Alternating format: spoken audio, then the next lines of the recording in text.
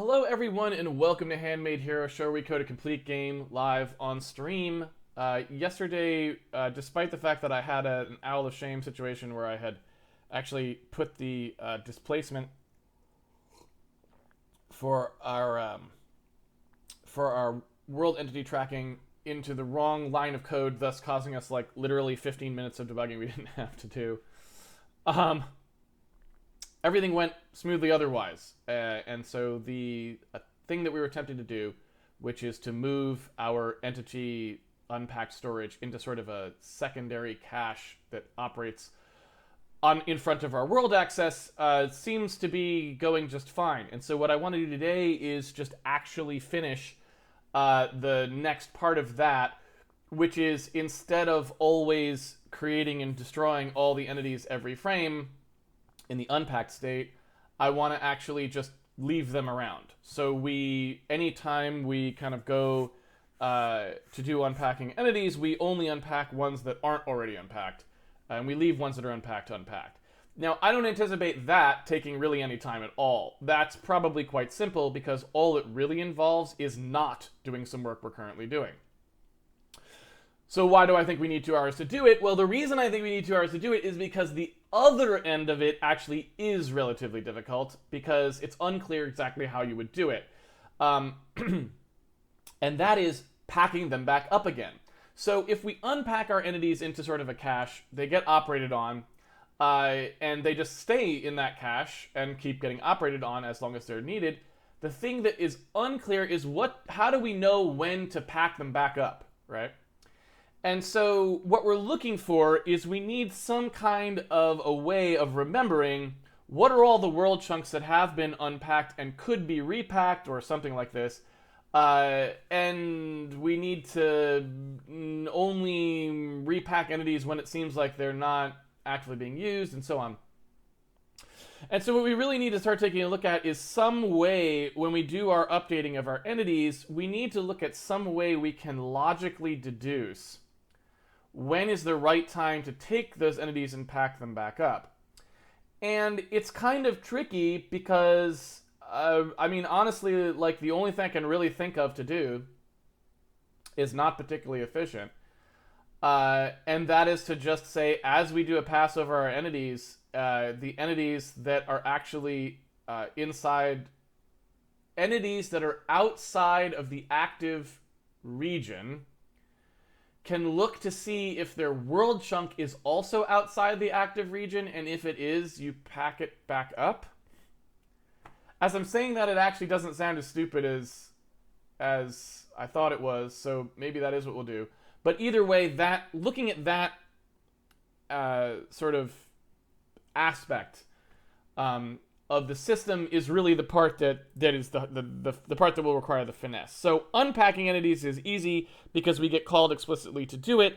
Knowing if entities are unpacked is also easy because world chunks get removed from the system entirely when they're unpacked, so it just wouldn't ever happen. They just stay in the set. So the thing that's really going to take our time, I think, is figuring out exactly what to do about that sort of other that other repacking step.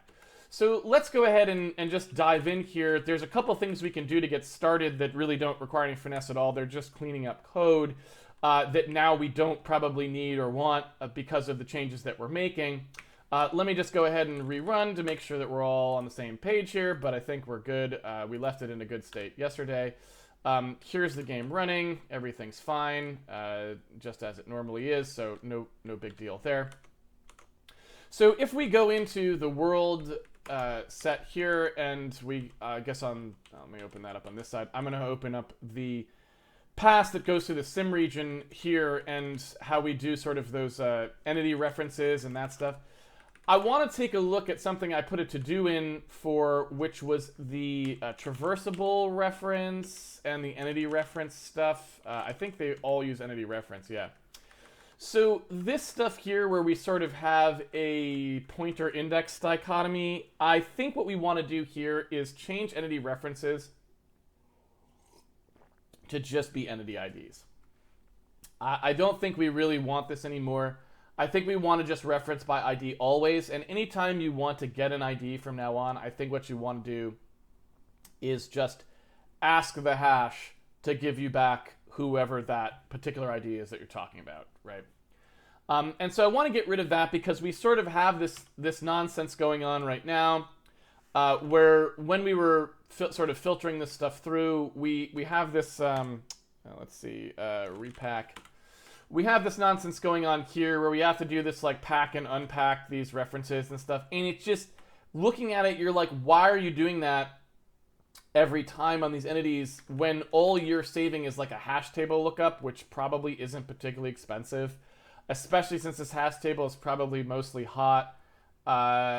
It doesn't make a lot of sense to me. So it just seems like a much ado about nothing.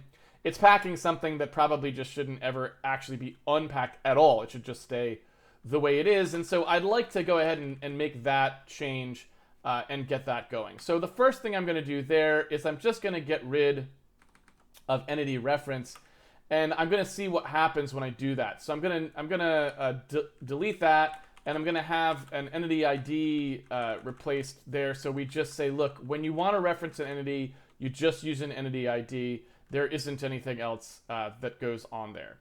And so when you do like is equal on these things, you can just actually call this is equal over here. You don't do references are equal. You just say that. And so that's the change we're going to propagate through the code. And that's all I'm going to do first. So that's going to require anyone who was previously using the reference as a pointer is going to have to now use it as a hash table lookup. So we do have to fix that one part. In repack entities as necessary, that was the only reason the sim region was being passed. So we're going to get rid of that parameter as well. And I'm going to delete the pack traversables call. Correspondingly, when we registered entities back in the old system, oops, I don't know what that just did. When we were registering entities here, what we would do is we'd add them to the hash string register entity, and then we had a second pass where the entire thing we were doing here was sort of doing this occupier traversable reference nonsense that was happening here.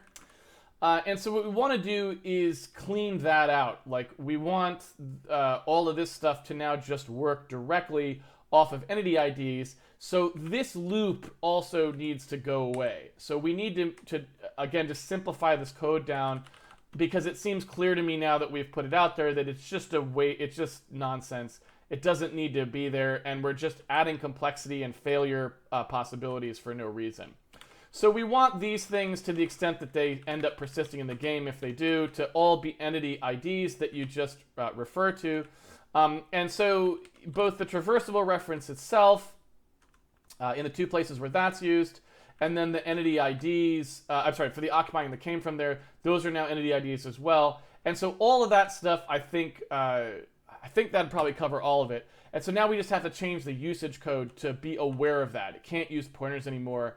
When it calls things, it has to actually use sort of a lookup into the hash table. All right. So when we do a get traversable here, get entity by ID, I think, is the function that we need, and it's already it pretty much just does exactly what we want.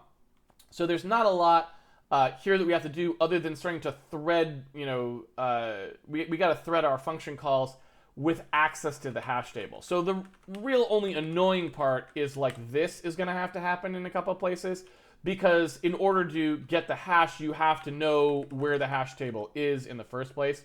And so this part is going to be a little annoying. But other than that, other than providing that access, I think that's really all we would need. So again, that's just kind of pushing this down a little bit. It looks like most of this stuff doesn't really need it, though. So here we would need it, again, get SimSpace traversable for this. We would need this part. This needs to be a get hash by ID again. Right, so right here, that would be, oops, the sim region. Here we go. Okay. And what's the problem there? None of the two overloads get traversable. Do we have... I meant get entity by ID. Don't ask me why I put get hash by ID. That's not what I wanted at all. Okay. And that looks like that's not actually advertised anywhere, so I'm going to go ahead and pull that up. Now that everyone's going to have to call it, I'm going to put it in the H file so everyone can see it. So let's see where else we've got.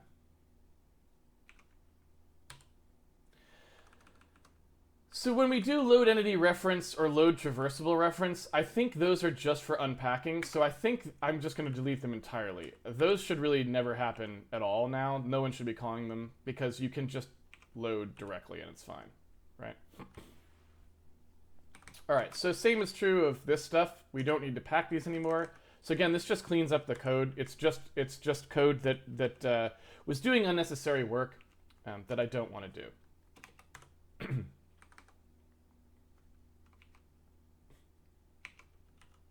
Okay. So again, a couple more calls here. You can see these calls are not provided with the sim region. So again, this is really just going to be me threading that access to the hash table through here.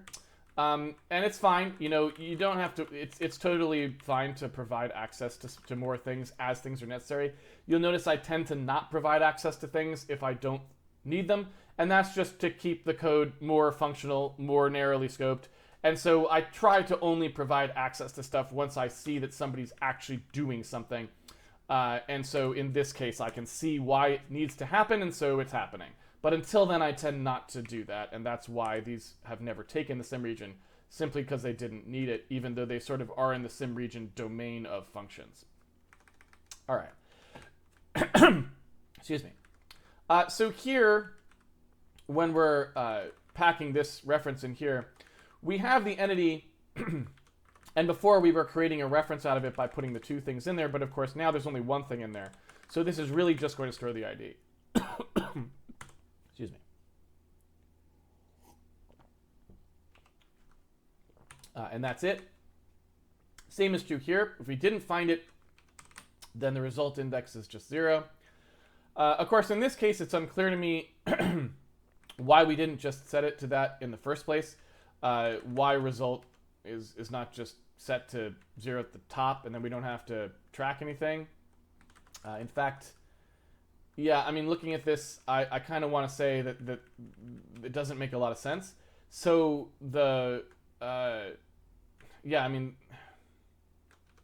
rather than checking on that, it seems like that would make more sense, wouldn't it? Because there's really no, found never gets unset. So it just seems like that's just a little bit easier. So it's like, hey, there you go. Off you go. Now, I also don't know why we need to return that, because it seems like we could have just returned this. But, yeah, I don't know. Also, one thing I would say is why we aren't setting the result entity to be the null entity ID, I don't know. That's a little bit weird, too. In fact, let me just look. Were we doing that? Oh, I see. So really, let's do that. I think that's what we actually want to do there, if that makes sense. Just to make sure. I don't know what this, let's see, actually has in it. Just value. So if we just want to clear that, right? What I would probably, this looks like maybe I wouldn't write it quite the same way at this point. I probably would return this traversable reference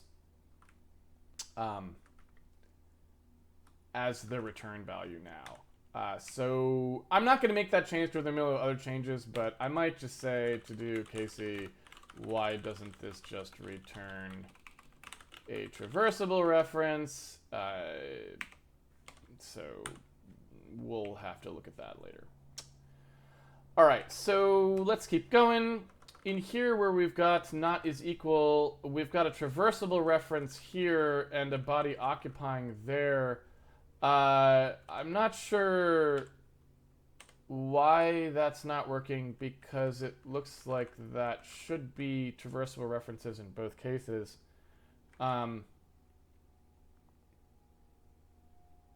It was an entity reference that I replaced, right? Those weren't traversable references before, were they? In here? Oh, they were. All right, I don't know why I replaced those then. Just being stupid. Forget that.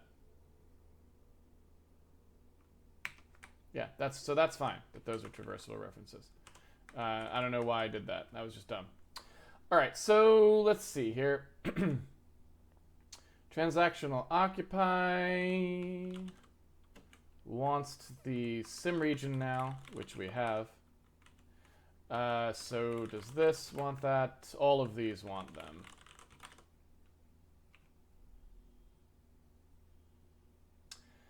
And looks like we're still going.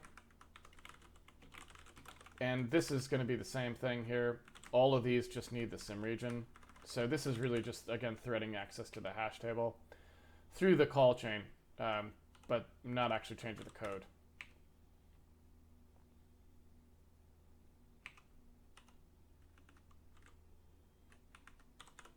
Really, really simple stuff.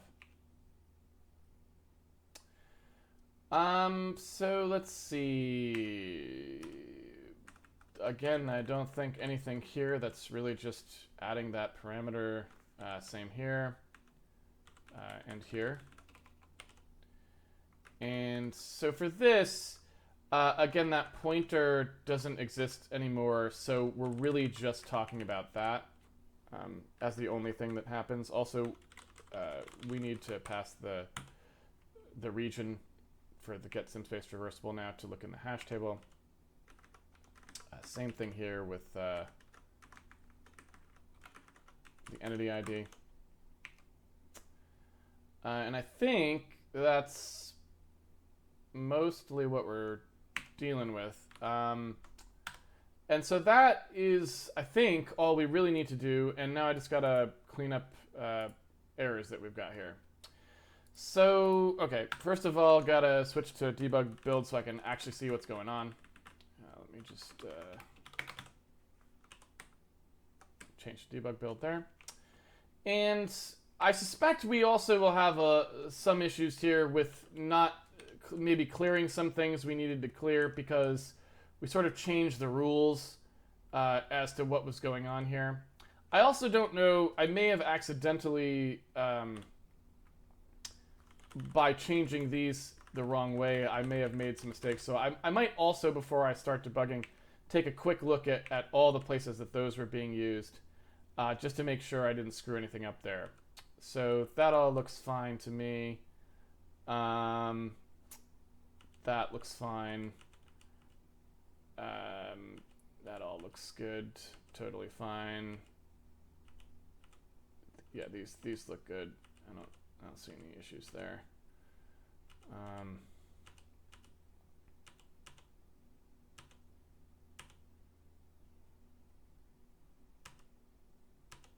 This all looks totally fine. So I don't think I created any problems using the occupying and came from part of things. So I think that's all fine there.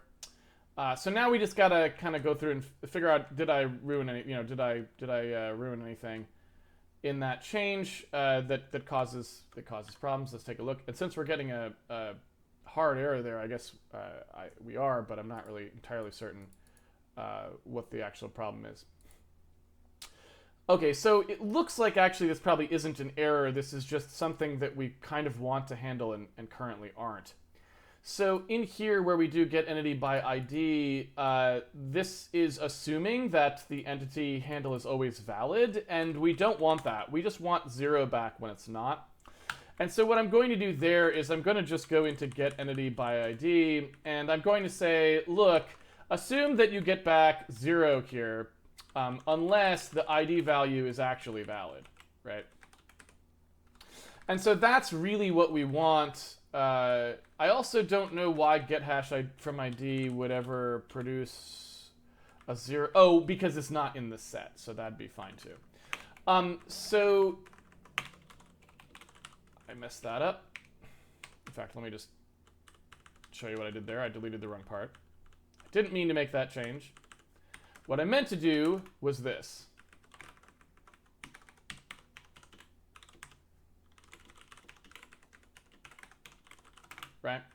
So I want to get the hash entry only in the case where the value is actually valid. If it's not, then it's just a 0. So like this person isn't chasing somebody or isn't occupying a square.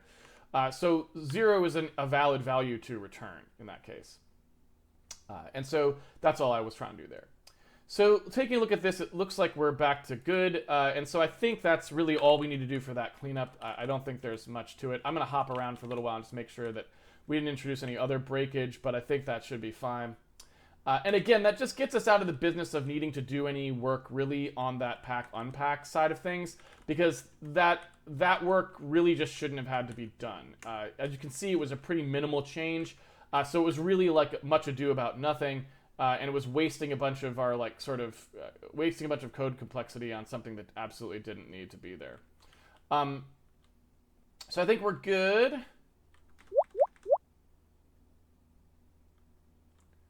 Everything seems fine. Let me check to make sure the little hopper dudes down here are hopping still. There we go. Yeah. So, now that we've got that out of the way, if we take a look at what's happening, for example, in the unpack, I'm sorry, in the begin world change, it's much nicer now, right, as you can kind of see, because the ensure region is unpacked call is the only thing we actually do. There isn't this separate pass happening afterward to link up these pointers for no reason. And so that's good. Similarly on end world change, all we do is just do the basic repack, and that basic repack isn't doing anything weird either, right? So that's really good. So this is just a better position to be in as we start this next sweep. So now what I want to do is I want to figure out some way of not repacking all of these entities every time. What I'd like to do is pack only those entities that belong to world chunks which are no longer necessary. That's what I'd like. And so I need to do a couple things to make that work. The only complicated one, like I said, is figuring out which world chunks those are. And so, yeah, I'm not entirely certain, but I think I can make some educated guesses. So if you take a look at what's happening when you ensure a region is unpacked, what it does is it loops through and it actually pulls these world chunks out of the world entirely. That's actually great. So if I were to sort of put this in terms of traditional CPU architecture, if you think about the way a memory hierarchy is typically set up in CPU land, you have sort of rings of storage that get increasingly further away from the processing core, right? So I've got the CPU core, and then I have like I have a register file, right, which is the closest possible thing. It stores the actual values of registers. But then I've got, outside of that, an L1 cache, an L2 cache, oftentimes an L3 cache, and then main memory, right? And you could even include like hard drive and so on after that, right? So there's like these sort of like expanding waves of memory. And what we're doing here is essentially making what amounts to the L1 cache of our system, in a sense. So we've got the sim region, which is like the processing core, and we've got the L1 cache sitting on it, which is the unpacked entities. And then we've got what is effectively the L2 cache, or main memory, depending on how you want to look at it. It's the one after, the next one out, is the actual chunked world storage. Now, in CPU architecture, when you talk about caches, there's a notion of whether they're inclusive or exclusive of each other. And what that means is if I have an L1 cache and an L2 cache, these are places where information can be stored, but the information can be the same information, right? So if I ask for a particular part of main memory, and I ask for it from the L1 cache may say, I don't have that. I need to ask the L2 cache. The L2 cache says, I may not have that. It asks main memory. That main memory may now come back to the L2 cache, reside in the L2 cache, come back to the L1 cache, reside in the L1 cache as well, and then get handed to the processor, right? And now that same piece of information, the copy of whatever was in the main memory at that location I asked for, that cache line is now filled in L2 and L1, right? If that sort of thing happens in your cache hierarchy, it's called an inclusive cache, right? Meaning that things that are in the L1 can be included in the L2 and vice versa. But there's also the concept of an exclusive cache, which is to say that a particular cache line is either in L1 or in L2, and if I fill L1 with a cache line, it moves out of L2 and does not exist there any longer, right? And so in our case, the kind of a structure we're building is an exclusive structure. We are storing our world information in world chunks. We're going to be storing them only when they are not in this local cache where they're expanded. So just keeping that in mind, that's the way it's currently set up right now, and I think we want to keep it that way. So what happens is when we ask to unpack a chunk, we remove that entire chunk's contents from the system. It's gone. And it's all unpacked into the local cache, like fast unpacked entity store. And then later, if we're going to repack a chunk, it's basically, it's almost like not repacking the chunk. It's like creating the chunk wholly new, right? Where it's like making a totally new chunk to pack, right? Okay.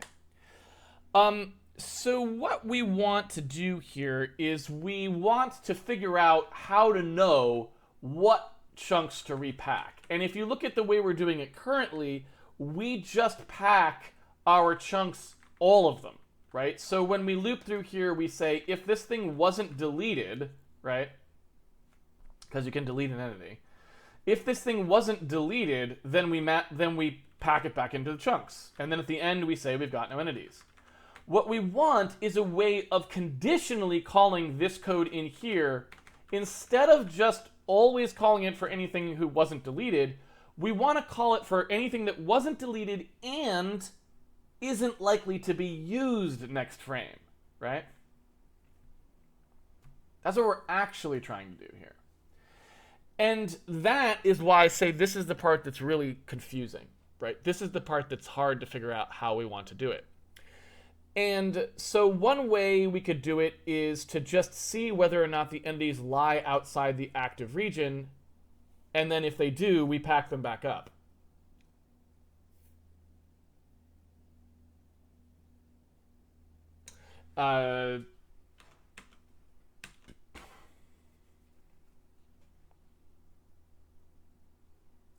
So when I'm saying that, it sounds like ridiculously, stupidly easy.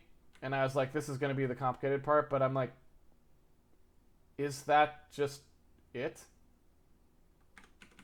Do we just pass a region and say, here's what I expect to be unpacking next frame. Anything that's not close to this, just repack it?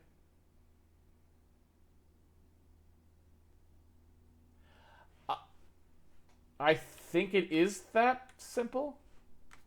Because we're spatial, so I think that just works.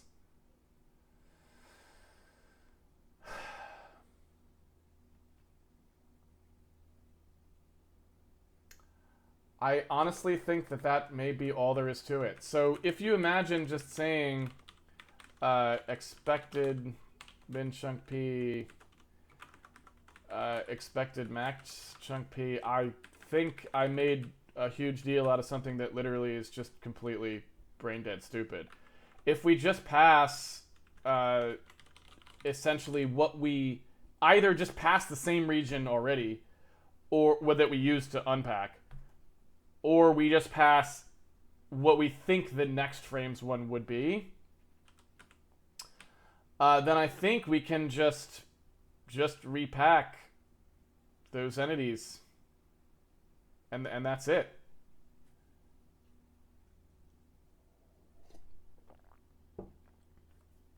Not only that, but we can do it only if our entity load is currently over a thresholding variable.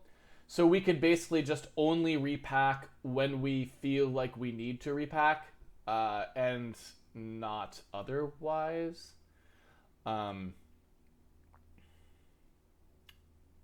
I don't know, man. I think that's all there is to it. So when we produce this entity P here, so what we could do is say, look, we've got a couple different cases we have to handle now.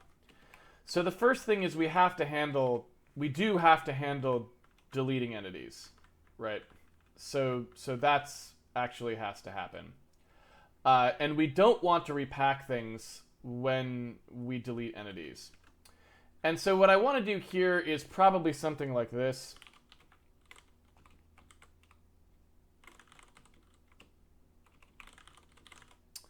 I probably want to keep a thing that's like removed from unpacked, which is not the same as deleted. And so I probably want to do something like, look, at the end of this, we're going to process this slot because we probably want to reuse this slot as sort of a free list for unpacking entities. So we're probably going to maintain a chain that we use for allocating new entities through the slots, right? And so I think all we really need to do here is say, if we're going to delete it, then we remove it from unpacked and we don't do any actual packing. That will just get rid of it. In here, we will say if some criteria that we're about to invoke, let me move it over here so my head's not in the way. Then we have packed it and we will say remove from unpacked, right? And here we probably want to do total entity packs minus unpacks would go here because it's every time we remove one that would happen. You know, that deleted part, that might actually, if we ever delete entities, I don't remember if we do, but that might have been why we had a differing pack and unpack too. Remember those numbers were slightly different. I don't know if we ever delete entities though, do we? I don't think we do. I don't think we ever delete any entities, but anyway. So if we take a look at what's going on in here, the first thing that we want to do before we actually, this has to get implemented, right? So this is the thing. But what we want to do here, and also, this is the thing.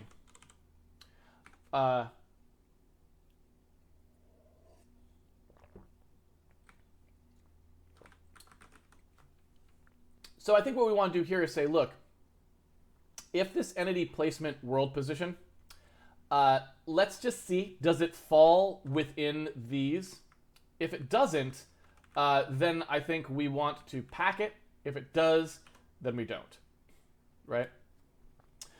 So let's take a look. Do we have a way of actually doing that, right? So, we've got these S32s here, and what I really want to do is just say, are we inside some, in fact, it's one of these, right? It's a min-max pose thing of like a bounds, like an interval, right? And I just don't know if we have anything that like checks for a range. Like, is this inside of these two things? And I just want to see, right, if it does or if it doesn't.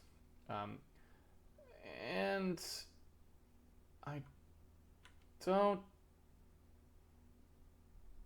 don't see any, so I think I'm going to have to just write it. It's a very simple function, but I don't see it, right? Yeah. I'd also like to change all these inlines. I don't know why we still have these inlines here. So inline should just be internal. We don't really use inline anymore. It's kind of an old school thing. Inline used to do stuff. It doesn't do stuff anymore. So it's just kind of a stupid keyword to have around. It's just distracting. I used to use it kind of to remind myself what was being inline and not, but it's really just kind of distracting at this point because it's like the compiler does whatever it wants to do, and unless you actually try to force it to inline things, it can just decide not to. Doesn't matter whether you put inline in front of it or not. So here in world position entity P, this is the part where I want to do a check. So I'm going to just see, like if there's an isn't contained, something like that. And so I want to do an expected min chunk P, NDP, expected max chunk P, like that. And I want to do like an is contained function that'll just do the check, like greater than or equal to or whatever, on that set of bounds, and you know, maybe like in chunk volume, something like that. I don't know. I'm not really sure how to say it well, but something like this. And so if we actually say, you know, is contained in chunk volume, and we did like a min or a min chunk, max chunk, and test chunk, like that. Then what I want to do is create sort of a giant relation here as my result and return it. And this is just going to be checking greater than or equal to for each of these things, right? So the min chunk, these are actually what? Chunk X, chunk Y, something like that? Yeah. So basically what I want to say is, look, the test chunk, chunk X, has to be greater than or equal to the min chunk of each of these, Y and Z, right? And then it needs to be less than or equal to the max chunk. Oops.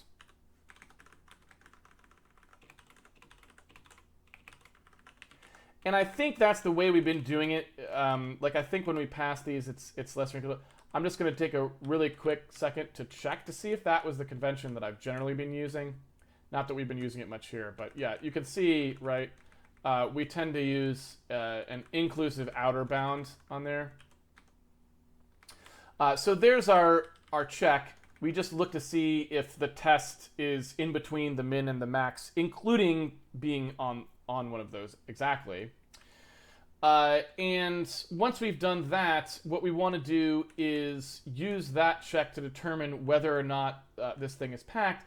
Now, in the case where it is contained, we actually don't want to check it, to pack it, right? So we want a not there, because the case that when we're actually packing entities into chunks is we're packing them into chunks when they're outside of the region we expect to simulate, not when they're inside it.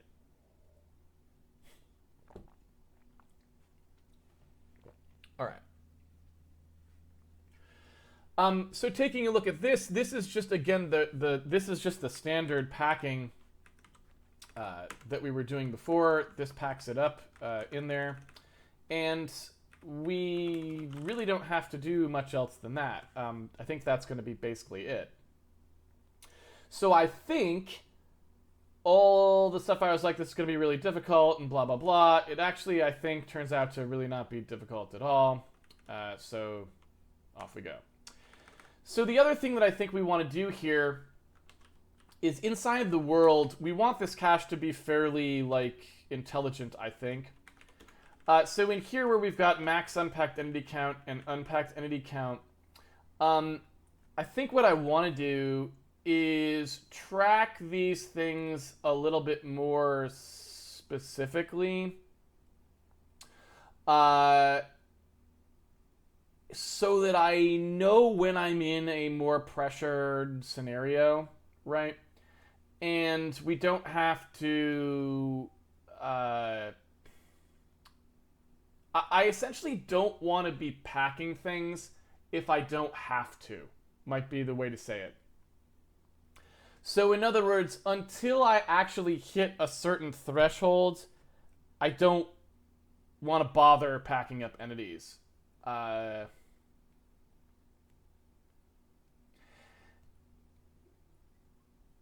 not sure exactly how I want to track that, but imagine this, right?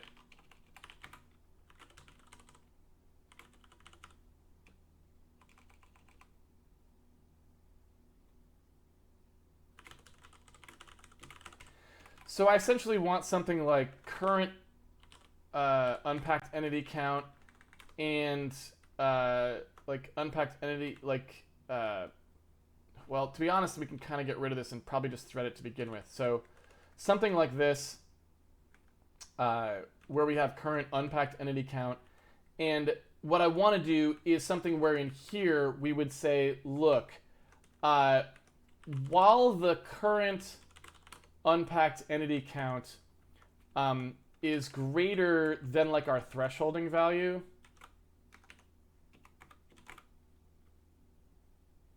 which is like, I don't know, let's make it another parameter.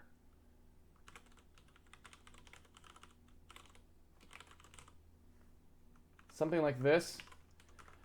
Then we would pack. So in other words, if this criteria, if we've exceeded the number of currently unpacked entities,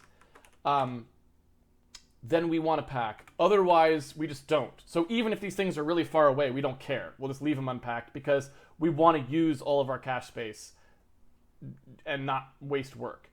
So when we come through here, then we say, all right, this current unpacked entity count, this thing goes down every time that happens, and it goes up every time this happens. And that's our actual number.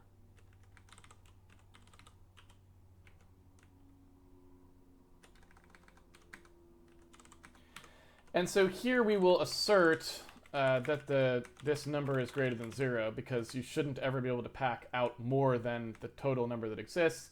And here when we unpack, we're going to add that in there.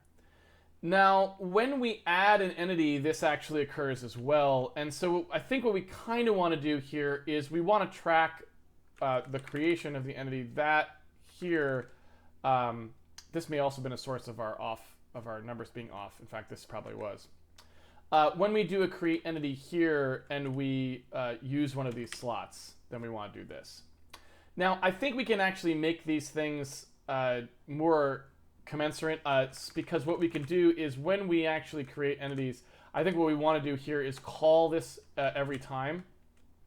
So this is going to be more like a allocate an entity slot, you know, and it'll get called by this. So this code right here, I think what we want is like not that, actually. We want something like a, acquire entity, unpacked entity slot call, right? And so, this thing will be doing something along these lines. Who knows what it's going to be doing, something like that. But we'll be acquiring an entity slot here for this, and then we would also acquire a entity slot the same way during a call to create entity, right? In fact, I guess create entity would just do it directly. So so this call here is actually going to be acquire unpacked entity slot. It's not going to be called create entity because that's not what it actually does. If that makes sense. I think that's what we want. And then when you call create entity on the actual sim region, which is where people normally call it, this is presumably the place where this would actually happen, right? So in here you would create, acquire an unpacked entity slot, and then this would zero it because it wants to create a new one. But most of the time you wouldn't be doing that, right? So I think that's more what we want here. And we just need a free list, and then I think we're good. So in here we're going to say, look, let's acquire an unpacked entity slot. Then we fill it up with whatever the heck we want to fill it up with. Don't ask me why we're asserting the source here, because the source literally came from something that you could literally, like, the way to make this not be 0 would be extremely difficult. You'd have to back this up by the entity index from the end of 0, like negative. So that doesn't need to be there. I don't know why that was there. So looking at this, I'm just going to clean this up. Looking at that, you also see, well, this is going to happen during this, so that's probably fine. So we're literally just looking at this. Right, we just move the source in, and then we update that chunk delta. So again, simplifying the code more and more, and you can see that eventually this is going to be an actual unpack and not just a copy. So we're really kind of getting down to what we need. And I think this is going to go away. And also this part right here is also going to go away.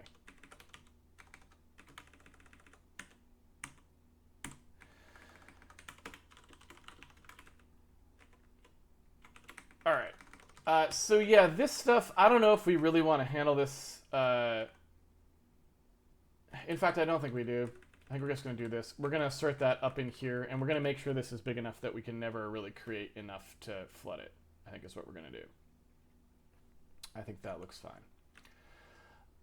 So I think that's all good. I don't think there's anything else we really need to worry about there. I think that's all good, fine. I like it. It's happy. It's good. Yeah. So now what I need to do is kind of clean up how we're doing the entity, unpacked entity slot stuff, and we just need to kind of make this sensible. So I don't really want to bother with two different ways of doing this, so I think I might just string these ahead of time, and here's how we're going to do that. So when we've got entities, if we look at the entity struct, right, you can kind of see in here is just a big bag of garbage. What I want to do is just say, look, I'm going to treat, when these things are empty, I'm going to treat this as actually sort of a different kind of struct, one that just has like a chain through it of entities so that I essentially can store the free list using the space that we would normally use to store entity information, because obviously I can, right? And that's pretty easy. And there's a lot of ways I could do that, but probably the easiest one would be to just use this ID value to just store whatever the next slot is or something like that. That's probably the most straightforward way to do it. The other way I could do it is this way.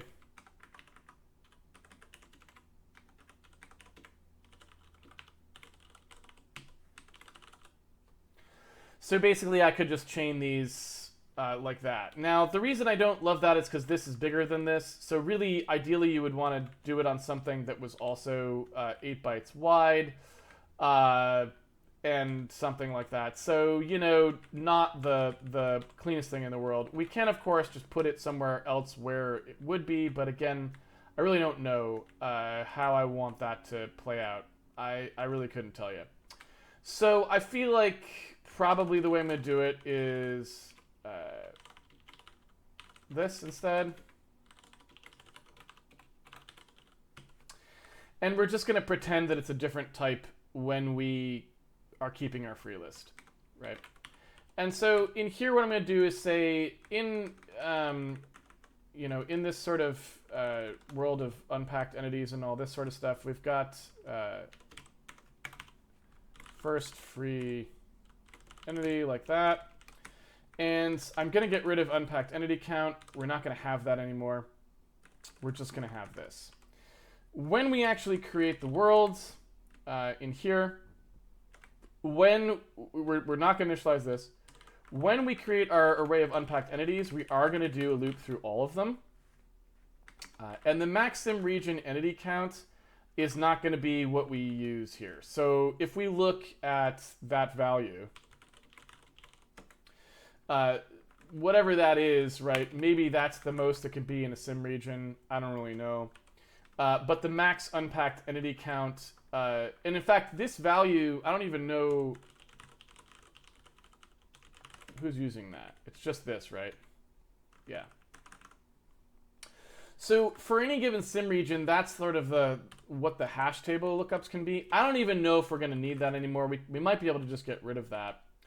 But point being, in here, when we initialize this, regardless of what this thing actually ever is, and maybe we make that something like this, then in here, we want this to probably be significantly larger, right? Because there's no reason for us not to store a ton of unpacked entities, because it's just a cache, and we can choose to make that cache as large or as small as we want it to be. So I don't know what we want that value to be right now, but let's say it's going to be something like that. And then in here, we have our threshold.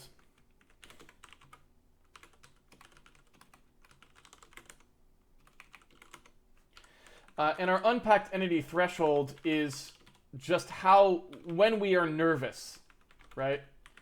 And so maybe we say, like, look, and you know, I could even do this way. When we get so many entities that we get up close to how many there would be in a sim region is the headroom that's left, then we start repacking things to try and make sure we always have plenty of headroom, right? For what's happening. Seems reasonable to me.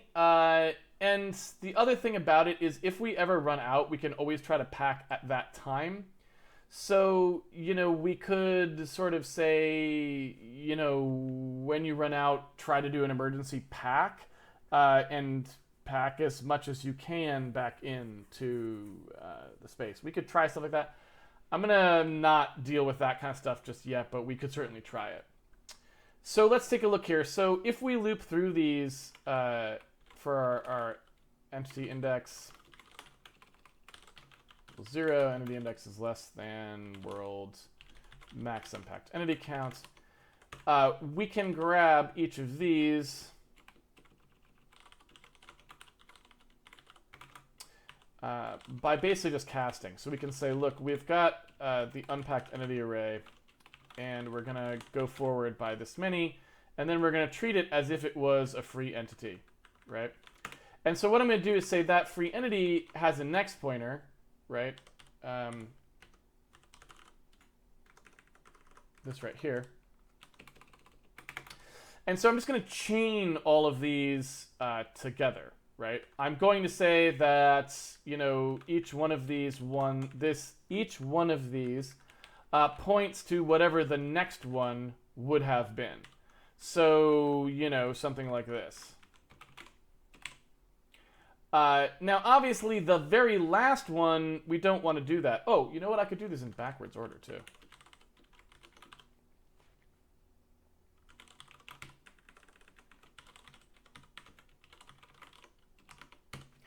So something like this, right? Where we basically say, loop through each of these. For each one of them, I want its next pointer to point to whoever was before it, which will be 0 on the first one, but then the rest of them will kind of just point to each other.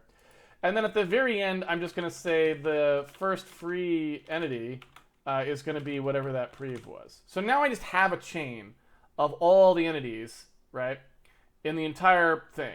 And so if I want to actually initialize one of them, all I have to do is pop one of those off and use it just the way that we always do.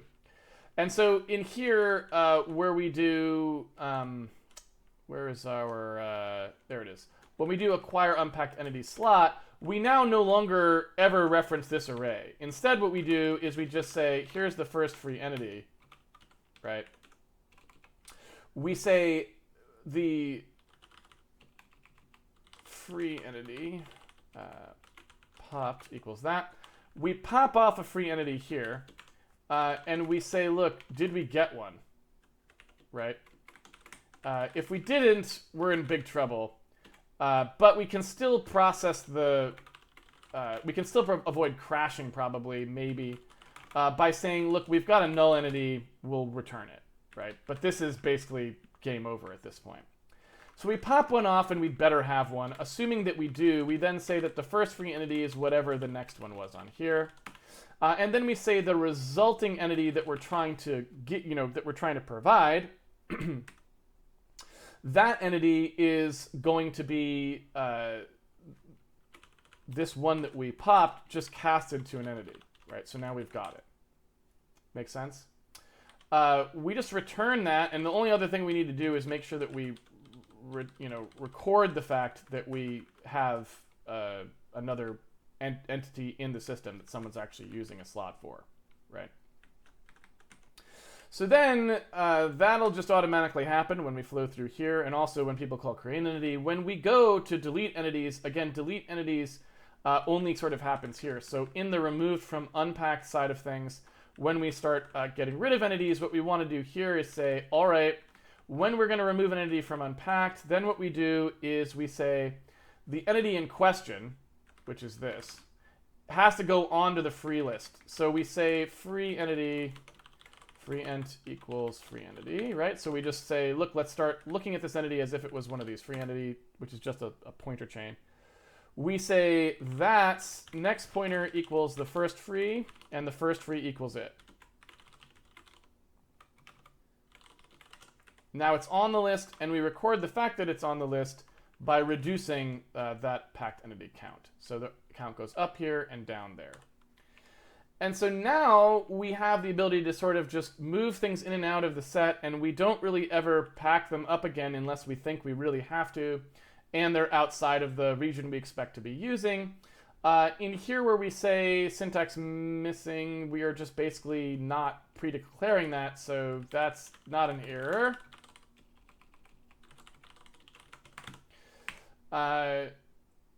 What else we got? Unpacked entity counts. So when we run through our entities here and we're looping over all of them,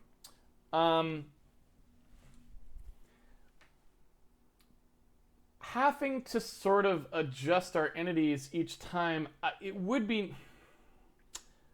Yeah, I don't think there's really anything we can do about that. I think we just have to loop over all of them and actually operate on them. Like, this has to kind of be this, right? And if the entity exists, then that's fine. We could just check the flags and see if it's deleted or not, right? And just not update ones that are deleted.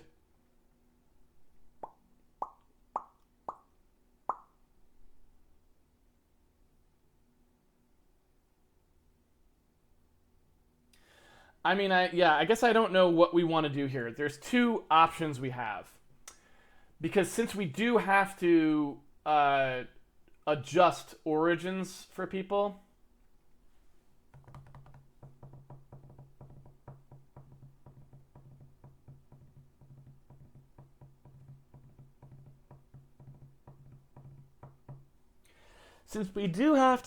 adjust origins for people, the problem that we're going to run into here is just that either we loop over everybody and check the flags, or just do the operation. I mean, we don't care if it's deleted, we can still do it. In fact, you might want to avoid the if.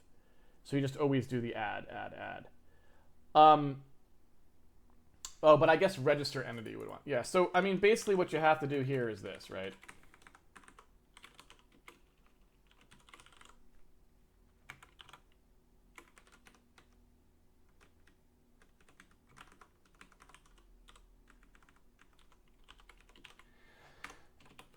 And it's not really great, right? Because the problem with this is no matter how many entities we have in here, we have to loop over the entire array every time, which I guess is okay, but it's a lot, right?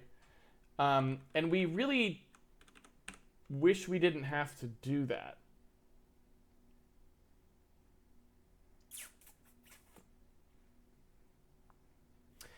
And again, this kind of gets back to like these entity, and also this entity, if it's not inside the bounds, doesn't want to be registered either, right?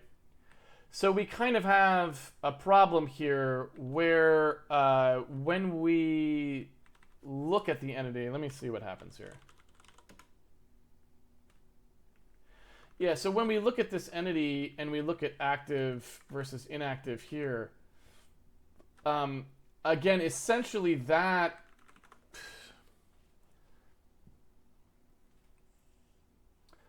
check kind of wants to go up in here, because we don't really want to be processing entities that aren't in the right area.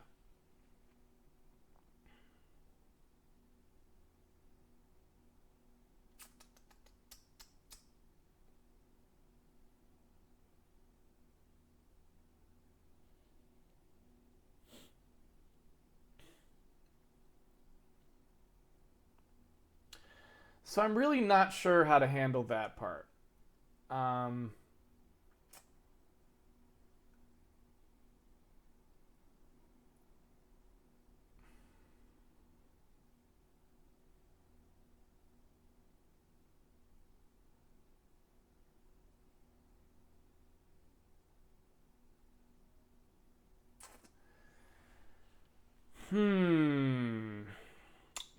I say.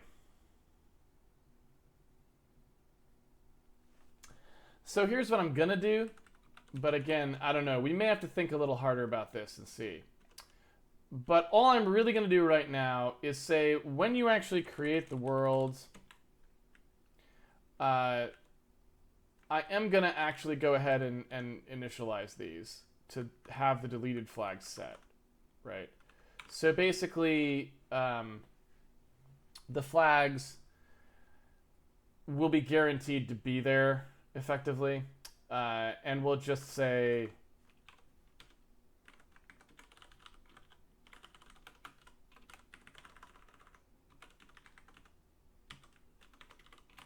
this. So everybody starts out marked as deleted, so they won't get touched, and they're on the free list. We loop over everyone every time, and then when we do a register entity on people, like this, I can also set the p values to be nonsense when we first do our initialization as well.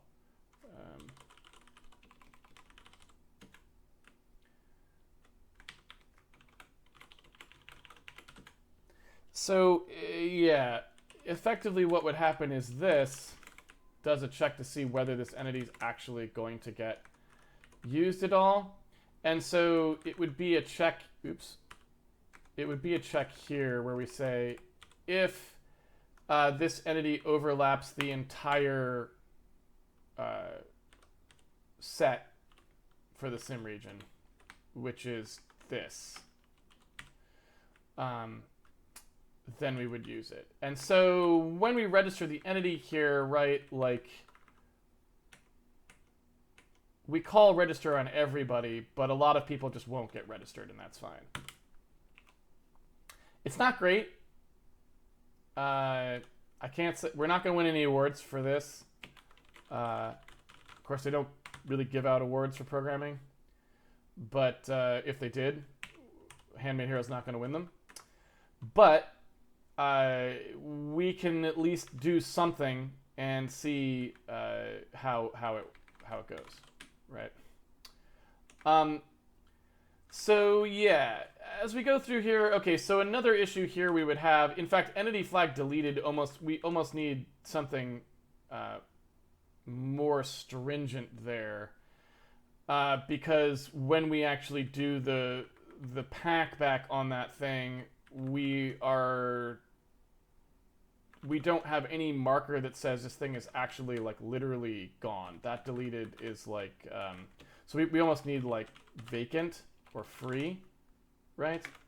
And down here we would say, when we actually pack this thing in, we would say entity flags or equals free, or equals free, right? And so then up here, instead of setting these to deleted, we would just set them to the fact that they were free, not deleted. And similarly, I guess like really everywhere that we were using deleted, it's actually free that we care about, right? So in here, when we when we check, it's free there, sets free here, yeah. So yeah, again, not really great. Not sure what we want to say about that, other than it's not really great. But off you go. So we could do this. The other thing we could do potentially is use 0 as that thing, and we'll see how that goes. So for now, what I'm going to do is I'm going to take this, and I'm just going to use this exact same information we were using before as the min chunk p and the max chunk p. But I'm going to put to do in here that says maybe use the new expected camera position here instead. Just so we can maybe get a little bit better coverage there or whatnot. Oops.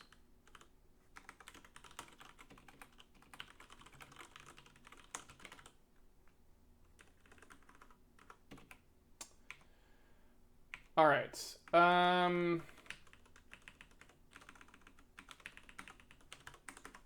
So we're going to need some way, I mean, first of all, we're going to have to debug this stuff, but we're also going to need some way to make sure this is actually working by tracking that value of what's unpacked and what's not, and a whole bunch of other stuff. So we have a ton of work we've got to do here. The fact that nothing shows up on the screen is always just a nice encouraging sign there, so that's not great, but anyway, let's go ahead and sort of walk through this a little bit more carefully here first. I don't really want to start debugging this until I actually check all the stuff I've done because it was a little bit crazy. So the first thing that happens here is we take all the unpacked entities and we make those into a chain like this. So we basically just have a big string of entities, and all of those entities are marked as being free. So they don't really actually exist in the world. And then we have that first entity that points to the head of the chain, and each one points to sort of the one previous one. Now, when you create an entity, what you're doing is you're calling acquire unpacked entity slots. So that is going to be in here. You're going to get one of these things, right? And you're going to clear it out, and then you're going to do stuff with it, right? And that's just how that rolls. So when you do that, that should be fine. You pop one of these things off, right? And we may be in here when we do that thing. We might want to do like flags equals 0. Just to, in case somebody didn't clear it on the way out, we know that that one's not free anymore. It actually exists. And then we check that number. So then when we do ensure region is unpacked, we loop over all of the entities that there are. And we say if the thing is not free, we assume that it's something we actually have to use, right? So we ask it to be registered into the system. Oops.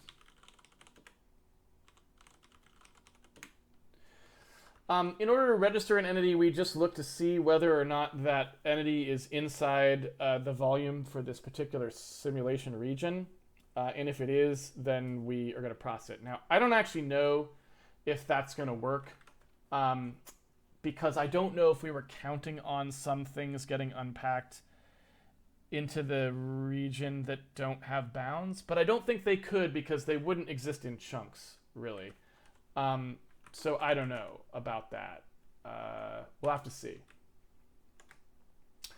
Anyway, that's only for things that previously existed in the world. For things that haven't been unpacked yet, we're going to do that here. So we take the art, we take a chunk out, we loop over that chunk's entities, and for each one of them, we acquire the unpacked entity slot that we're going to put it into. We copy the value of it, and we offset it to update it to where that would be relative to the chunk, right? We then request that it get registered with the system in the exact same way as it was before. And then we, and then we're done.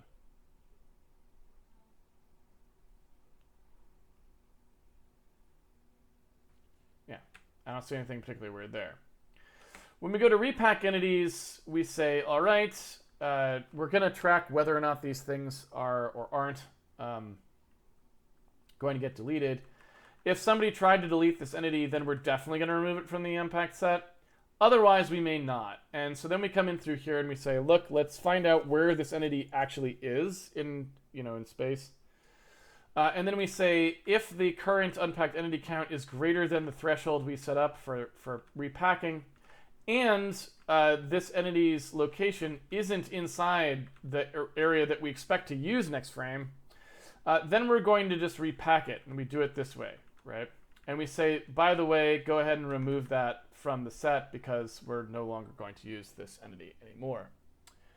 So then we say if that actually happened, we're going to set this entity to be free. We're going to use it now. We assert that we can actually decrement here. So we assert that somebody actually acquired this many slots before. We put it on the free list, and then we decrement that unpack count, right?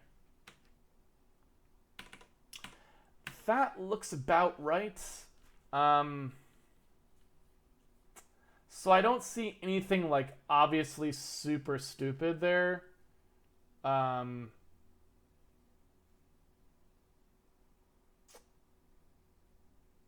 don't think.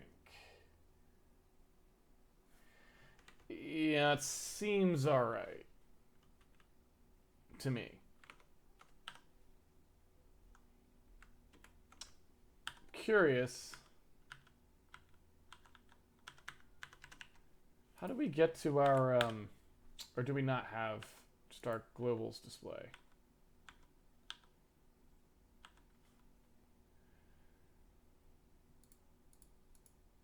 Yeah, it looks like we only have like renderer, lighting, memory, and we don't have just our regular globals, which is annoying. Because I want to see what that number is, and I can't, right? And that's not so good.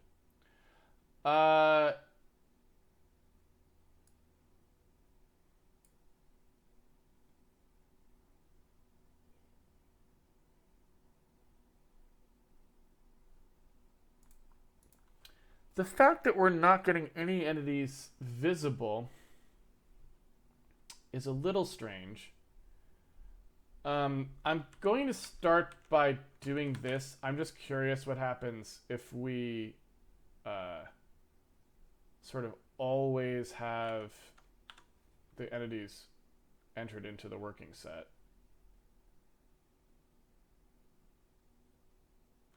That's unexpected. So what's the actual error there?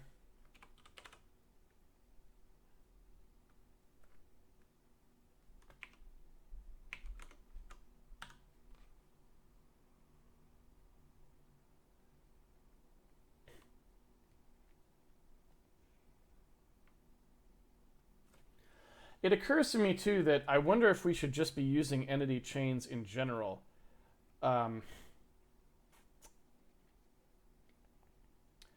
Because I suppose there's no reason we can't just use entity chains just in the general case. I don't know, I hadn't really thought of it much, but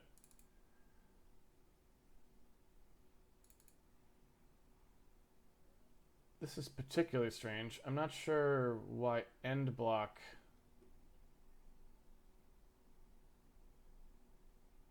This looks like an assertion, right? Because we're moving explicit 0 to explicit 0.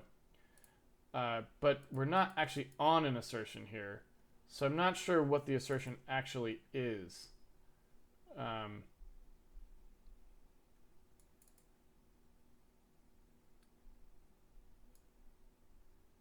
According to this, it's in remove world chunk.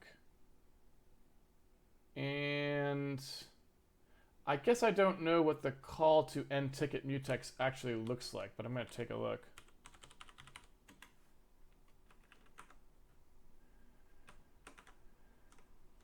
So it would be pretty hard for that to... I mean, that's not going to cause an assertion. So who is asserting there? I don't know what's going on. Because we're presumably somewhere like around here.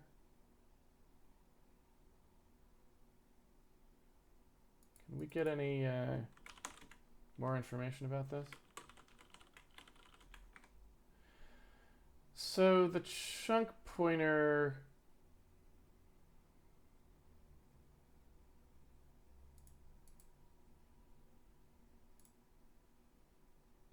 is actually 0, so the result we're going to return here would be 0, but that should be fine, right? I mean, that's not illegal. So I'm not sure why we're getting... I'm not sure why we would be getting an error there.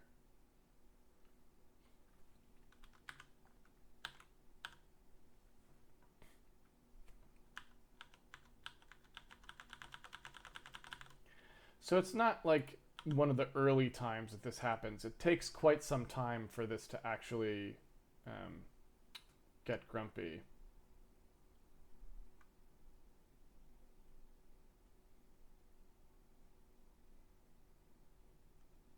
Like, it pretty much has to start simming, it looks like, before that's the case. I'm assuming this is actually in begin sim, yeah. So is this the first time that we do a simulation? Or is it, do we actually simulate more than once before the crash? That's, I'm curious to know.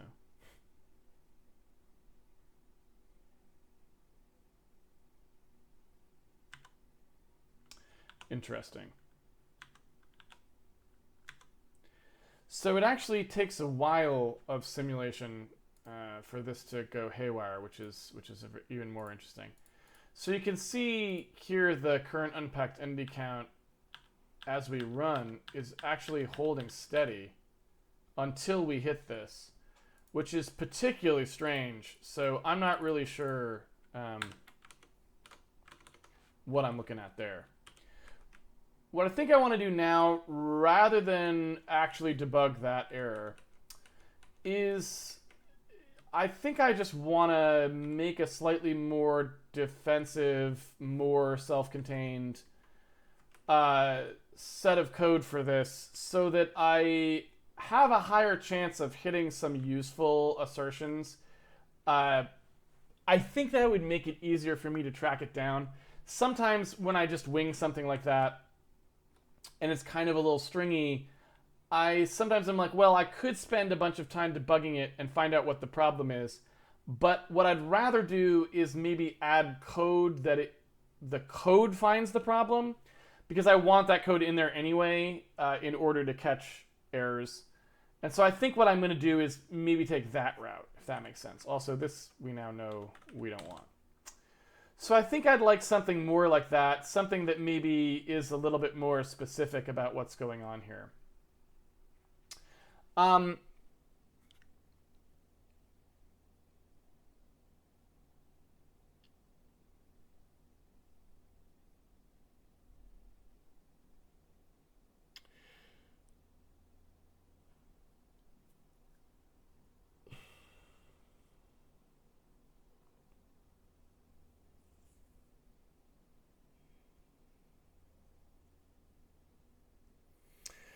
I'm not sure whether I want these to be stored in a linked list as well, that I just basically move between free and not free.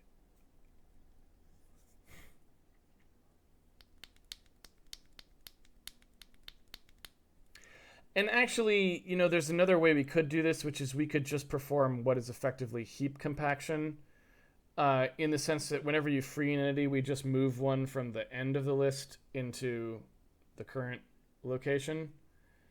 And that would keep things compact as well. I kind of wonder if we want to do that.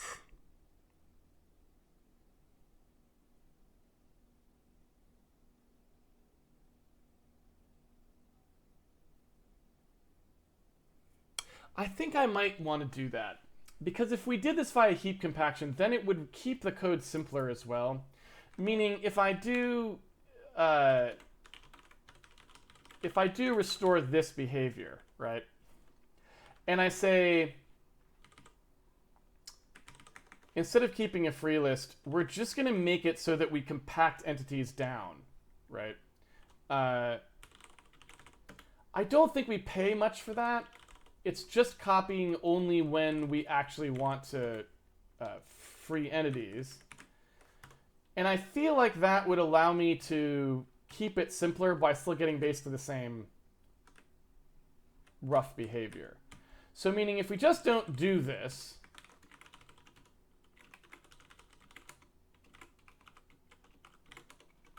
and we do that instead. So we say that this is our unpacked entity count. We allocate, you know, the empty array and we just call it a day. Also, we don't have this, and we don't have that.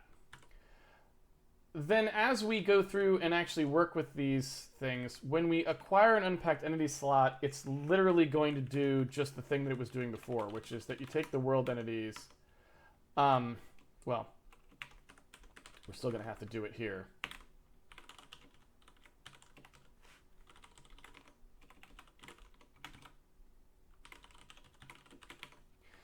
So in here, when we say, let's grab an entity, we just do unpacked entities plus unpacked entity count, like so. And that's it, I think. Yeah, that's it. And people who allocate those can clear them if they desire. Then in here we would always just use unpacked entity count And as we loop over these, we're always going to update and register.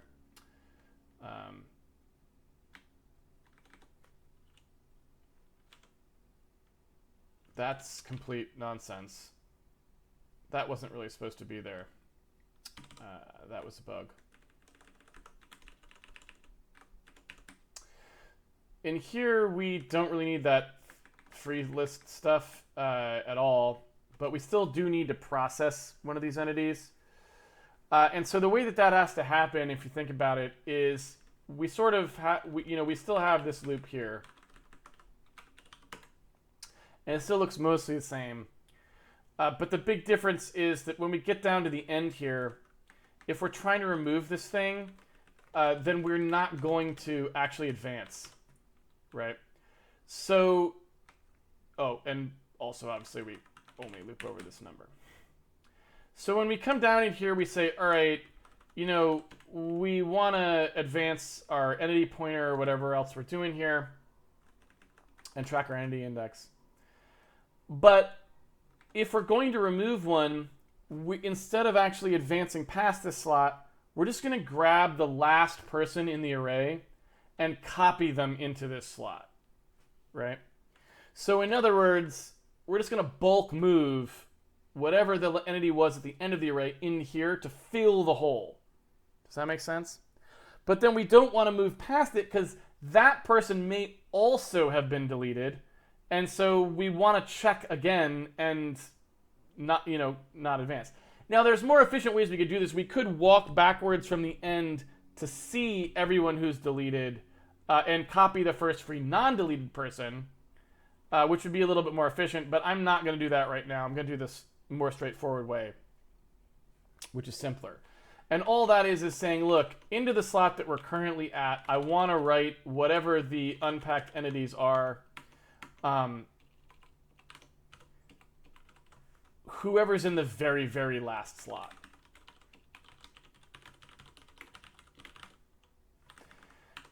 Right?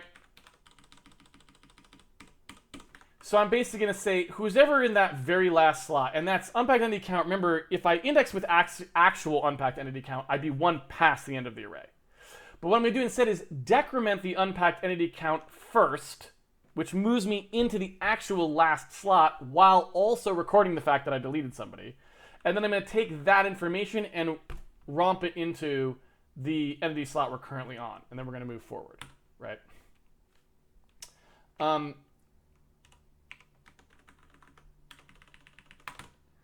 And I think that's mostly all I wanted to do. And that's it. All right, so now we're not keeping a free list, we're not doing that stuff. So that simplified that code quite a bit. And we should only be messing with unpacked entity count only just a little bit, right? We should only be looking at that value when we either here, this is annoying because it's my head is in the way.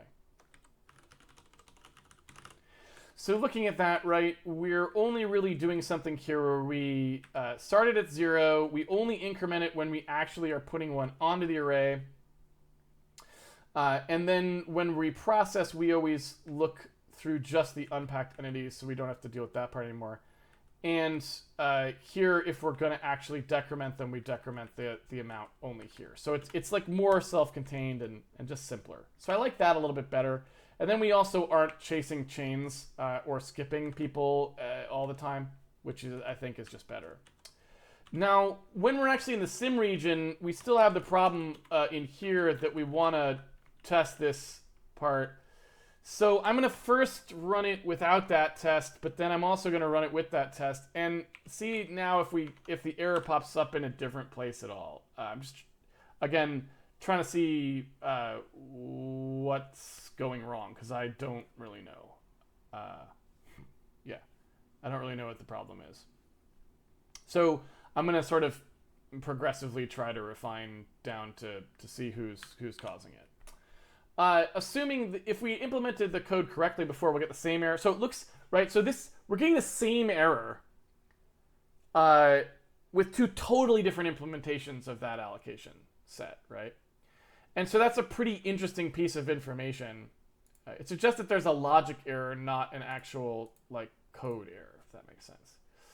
And what you can see here is our unpacked entity count is somewhat high, but not even high enough to trigger the packing, which would be here.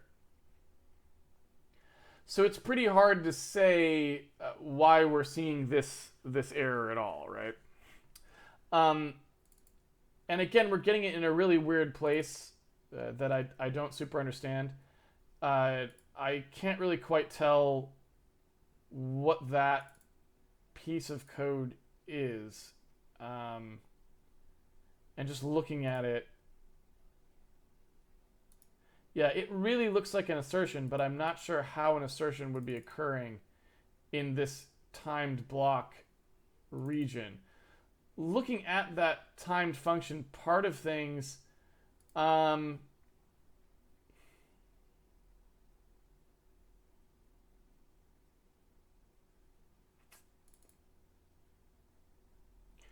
also not sure, like, what are we looking at here for the chunk regions?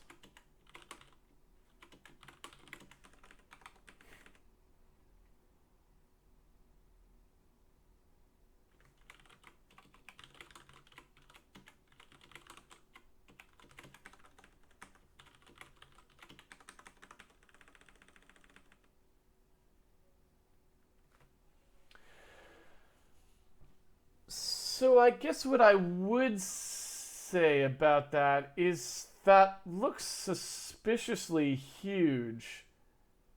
I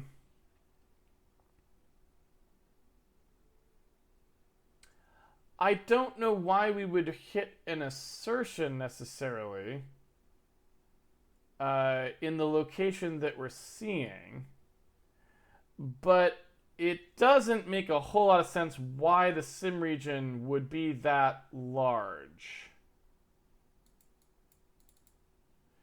So that is a little bit confusing, to say the least. And I don't really know what's going on there. So can we get some more information about that?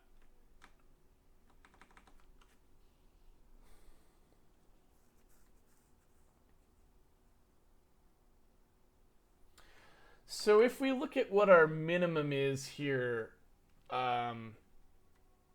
versus our maximum. So in our world, like 1 unit is 1 meter. And so this is asking for a 6 kilometer region of the world. 11 kilometer by 6 kilometer. Am I reading that right? Which makes like no sense. So things have gone massively off the rails here, and I have no idea how. So my first question is, where are we getting those numbers from? Like, can someone tell me constructively who came up with that value? If we look at the sim bounds here,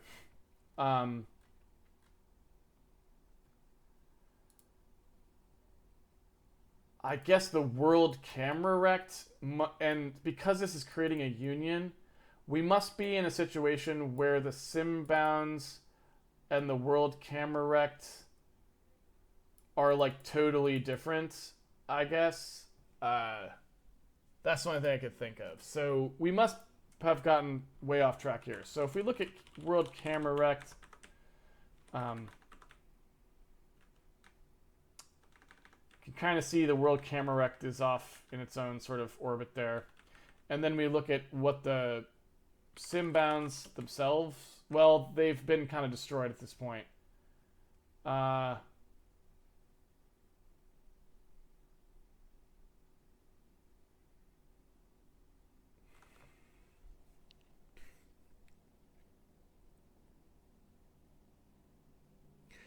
mean, it just looks like the camera is totally divorced from where the sim region is, I guess.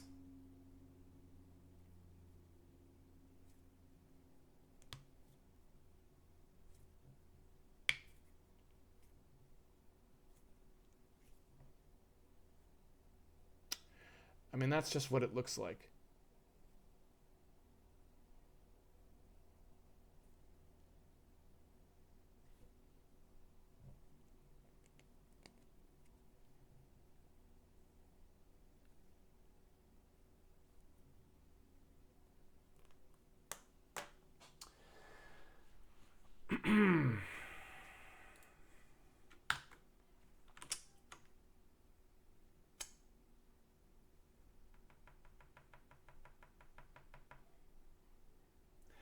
So I suppose that one thing that could be happening here is we're just exposing some bugs that we had that were sort of not occurring when we didn't have entities cached in this way. I am a little bit curious here. So if we run the game and we do prevent anybody from being added when they're not inside the simulation region, we don't get the crash. And I'm curious to know how many entities we actually register, if any, or where our simulation region actually even is. Because I guess it occurs to me that we don't have a particularly solid understanding of how this startup process actually works in terms of placing the camera somewhere in the world to begin with. And so I wonder if we've got some startup-y kinds of bugs there that just happened to work because of the way the sim region was working before, or something weird like that. So I want to investigate this a little bit further here. And what I want to see is anybody actually able to, yeah. Does anyone ever get added? Okay. So somebody actually gets added to the sim region, which is good, right? Oops. Who, by the way?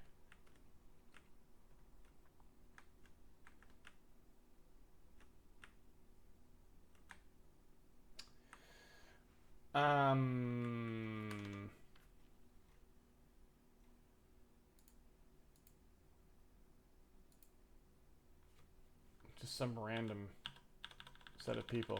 They do appear to be kind of coherent, so they're probably all from the same room. This makes some sense. What's their p-value?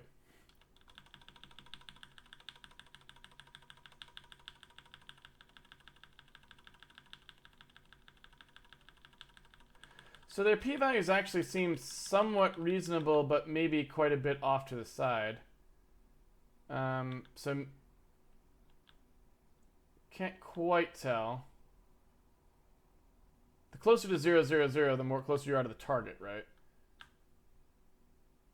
Although that may not be 100% true. I don't know if the target's actually offset. If I don't remember if the camera or the target's at 0, 0, 0. I don't remember how we chose to do that. It feels like these things should sort of be seen at this point. So I'm wondering why we're not seeing anybody.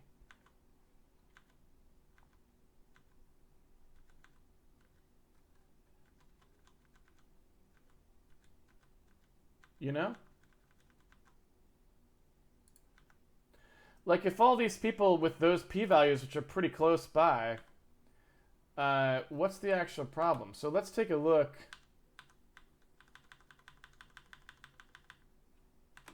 Once everyone's been unpacked.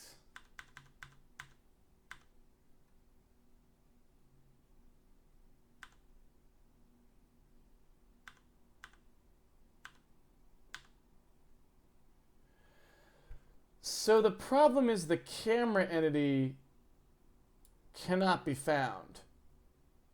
So we have not unpacked the actual player.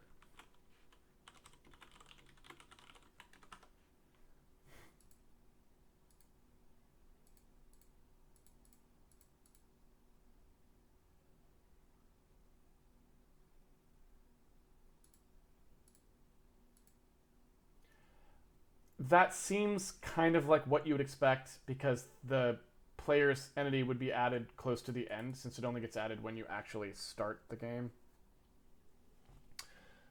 So you create the whole world first and then you add it. So that's what you would probably expect. I'm curious. Let's just see what actually happens during this process. So when we go to add one of these players in here, what's going on? What's my p-value? So here's what I'm like trying to set this player to, right? We're gonna make this nonsense happen. We set it up so that the entity that's being followed by the camera is in fact this entity, which seems good. And that all seems fine, right? So totally reasonable. So once we've added that player into the world,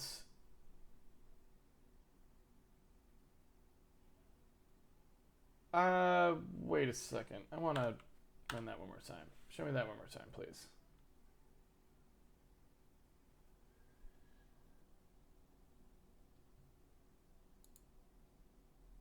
Okay, so I want to look at body. I'm going to look at this add entity call. So when we call create entity here, we're going to allocate an ID. That seems fine. We're going to call acquire unpack entity slot. That should give us a new slot, right? Which it does. And that seems fine. We're going to clear it. We're going to mark it.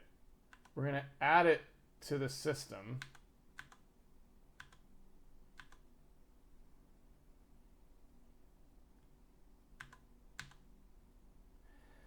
And we're not actually marking it as active, but I suppose that's okay.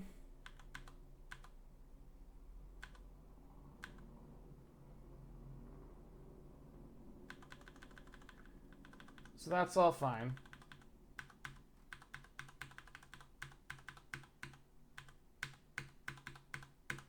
Seems good. So now when we go to get the entity, at least this time, it should definitely be there unless we screwed something up. So I want to see what's happening here. When we call get entity by ID, we should now find it in the hash for sure, right?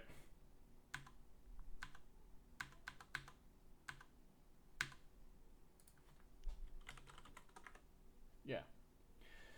So now that we've got the camera entity, we should be able to actually do this call correctly and figure out where the world is going to be looking, right? So we've got the camera entity. We call in here and we say update camera entity for update camera for entity movement, and we're looping through here to find like rooms, I guess, right?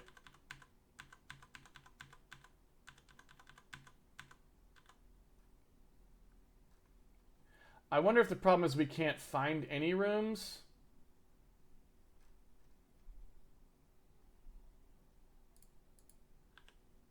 Let's find out.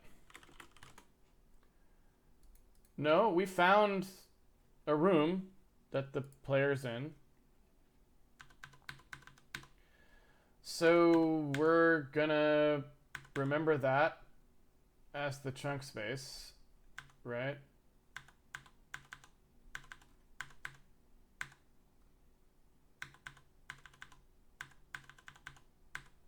So that seems fine.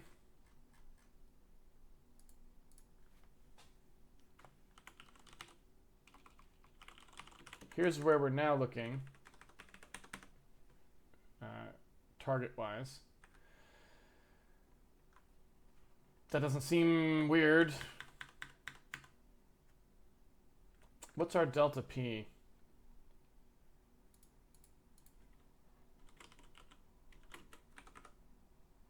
Totally fine.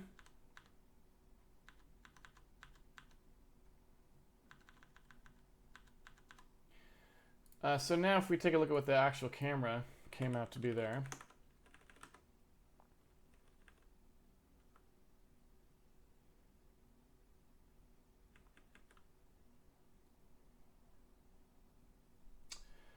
So I guess I would not have expected...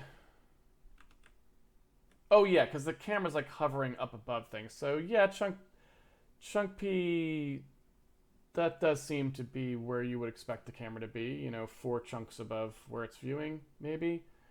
So assuming that's what that means, that seems okay.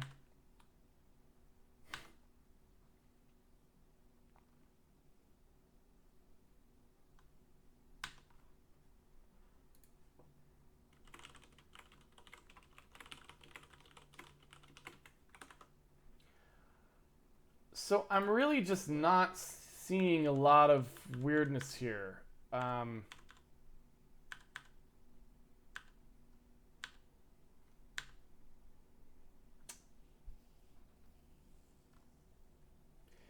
So I guess I'm gonna have to maybe look at the end of the end.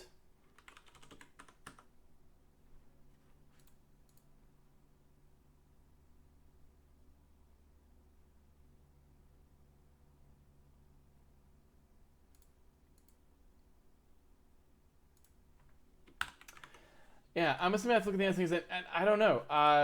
That actually looked pretty sane. So I think I'm looking for something relatively subtle. I thought I might see, you know, I didn't know if I would have some really weird, like totally out of bounds values or things like that, where it'd just be like, oh man, that just got totally borked. I didn't see anything like that. So now I'm wondering if it's just like a subtle positional packing, unpacking problem, something like this. When we come through here and do our ensure region is unpacked, right, we've got that that concept of the unpack origin, right, where we say we need to apply this delta because whatever the sim region says the origin should be, we need to move everything, right, that's to make it correctly be placed around that origin. You know what I mean? And so the first time we call ensure region is unpacked, there wouldn't be anything unpacked anyway. And then we call create entity, which would put things into place around the origin in some way or another. And then we would repack our entities, which is fine, or leave them up, right? So they're either just not going to get touched at all, or they're going to be, you know, packed in this way here. When they get packed in this way, I'm assuming, and maybe we've got a bug or something, but when we get packed in this way, I'm assuming, because we've set remove from unpacked to true, then in here it will just get compacted. So it shouldn't be there anymore to be used. It would have to come out of this pack state next time. So I would assume. Furthermore, my assumption is this probably isn't ever getting called, because our actual total entities number of entities we can keep unpacked is less than the total number of entities we create in the world, right? And so I'm assuming that we don't even really need to consider this part of the code, because I don't think this ever gets called. I suppose I can check that as well. Meaning at this point, because we have a small enough world, everything fits in the cache, and it shouldn't matter, right? Let me just verify that that's true. Hold on a second.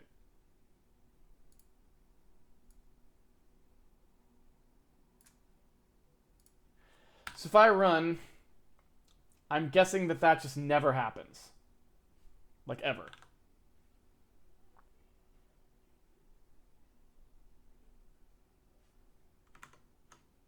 Right? So we know that our bug exists entirely, I would say, unless this is happening because of this or something. But that, you know, you have to set the flag to be deleted to ever have that happen. We could even see, is that ever getting called, right? Does this path hit ever? So this is whether or not we ever get packed at all or delete. Yeah, we don't. So we're never actually exercising this code path, so the bug can't really be in this code. And the only way we could have a bug is if that was supposed to be called and wasn't, right? But that's it. So we should literally never call any of this. In fact, that means we should never have to call this either, right? Because there are no world chunks. We've never packed any up. Yeah. So our bug exists entirely in here. You know what I'm saying? This is where we're having our issue in here, and of course, you know, the this code that's, you know, doing sort of the sort of pre-checking on this stuff. This is the entirety of it. So what's wrong, right? Like what's going on weird there? And yeah, I honestly couldn't say. Whenever you do one of these unpacks, which, you know, we're doing here in like begin world change, anytime you're actually doing one of those unpacks, you're passing in whatever the sim origin was, and it's using that origin as the new unpack origin, which means it looks to see what the difference was between the last time it did anything and now. And it updates all of those entity positions relative to whatever that origin change was. So all entities are now relative to the origin at all times, right? I do think there is something we do need to sort of do here, which is that if an entity is too far away, it really does need to get unpacked, because otherwise it would shift too much. So I feel like in here,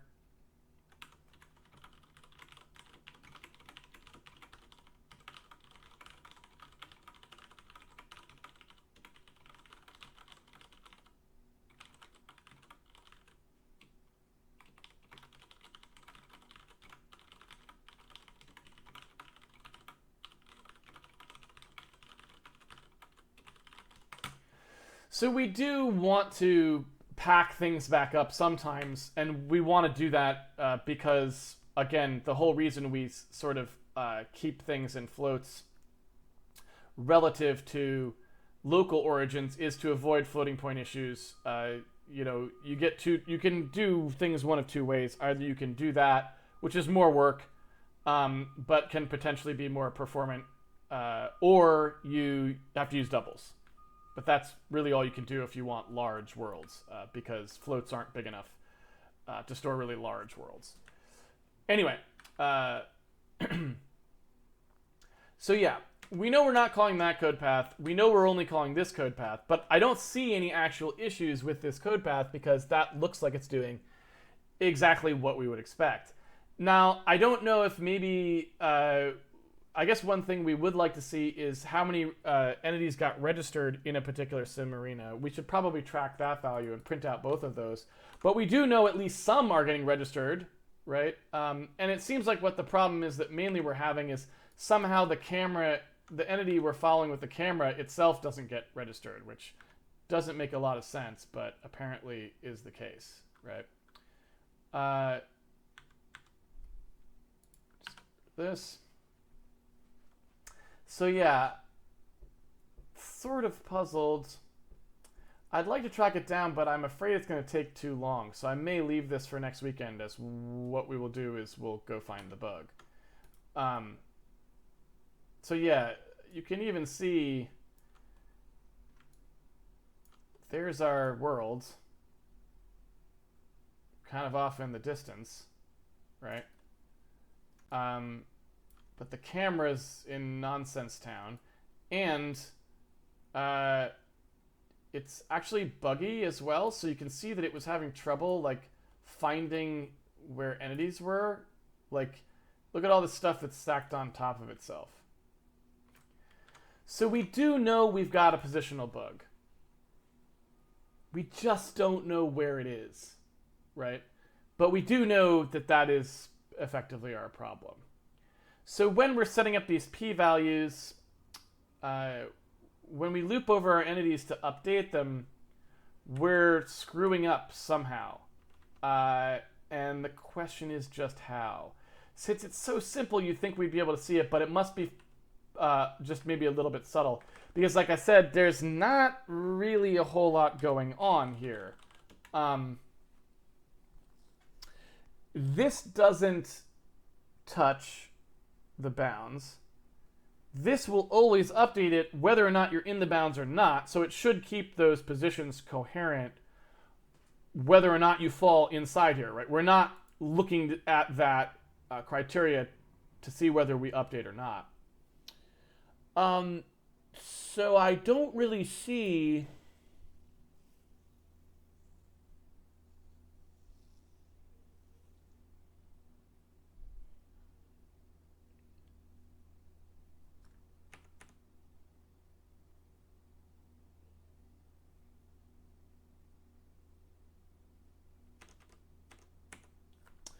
Maybe this math is wrong.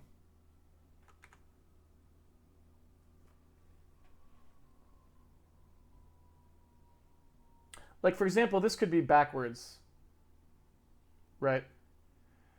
So maybe we need to think this through. Is this adjustment backwards? We wouldn't have known because this code never got executed before because we always packed everything back up, right? So we couldn't have said, oh, well, that can't be true because it was working last time. But it never would have touched this code because everybody got packed back up. So it was only ever doing this code here. So we know that this code is correct, but who cares because that code never gets called anymore. So if we look at this and we say, is that origin adjustment correct? So let's do the math on that and see if it actually is, because maybe we just reversed the polarity there. But I don't want to just go flipping signs around and hoping we get it right. I'd rather take a look. So here we are on day 544.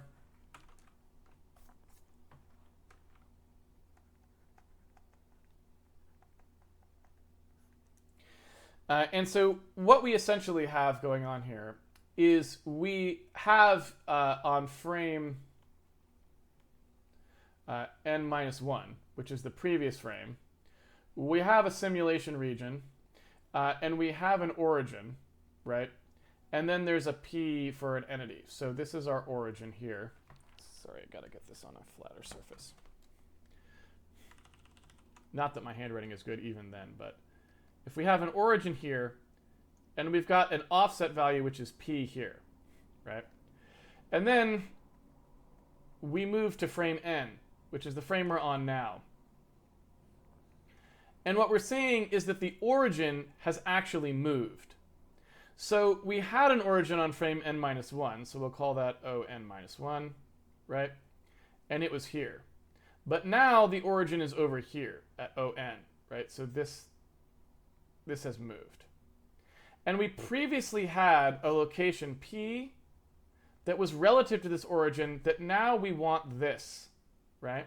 So we effectively want, this was P n-1, this is now Pn, right?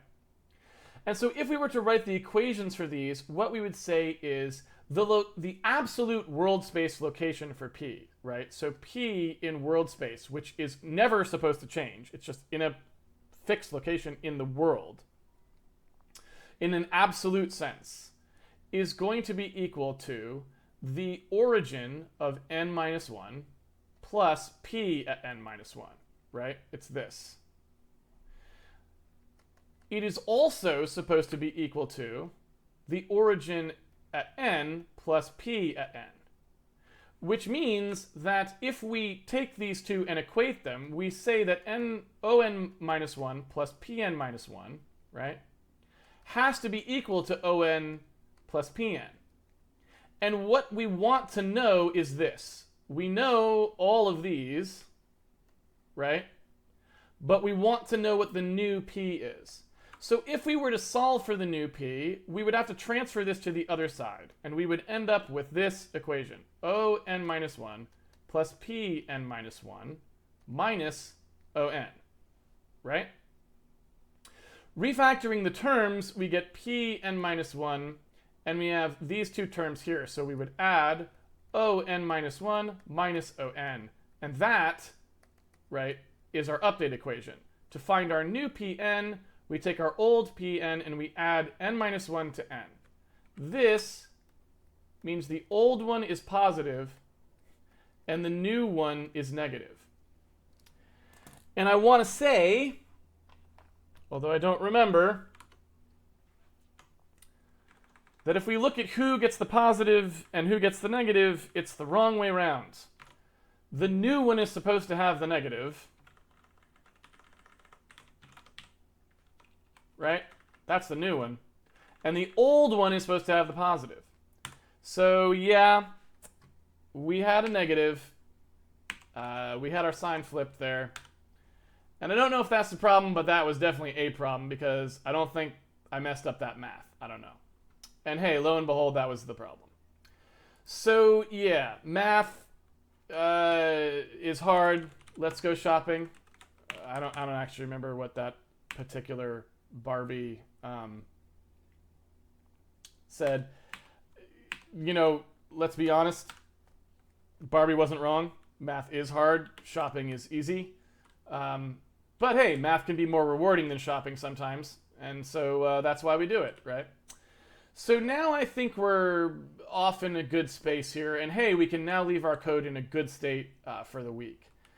That was the update I wanted to make. And I think now we're mostly done. The only thing that we really do need to do here is we just want a check on distance. So, you know, probably what we should say is something like, you know, distance from origin equals length squared entity p.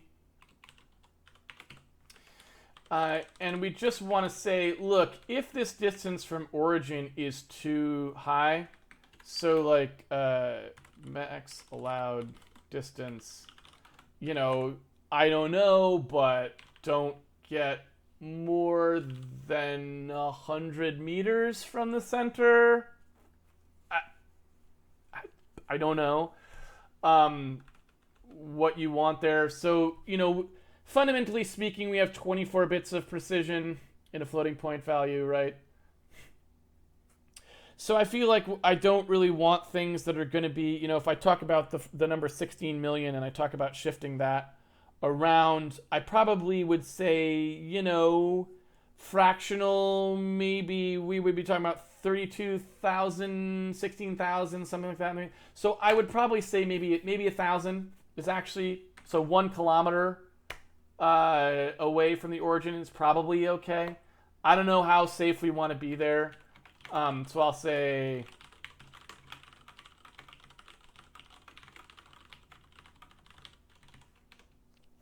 because we can actually tune that value to whatever we want. But after we compute this distance from origin, what we would be doing here is saying, look, if this thing is too far from the center, we're just going to unpack it because at that point things have gotten into a bad state. And so, and we don't really want to, yeah, we don't really want at that point it.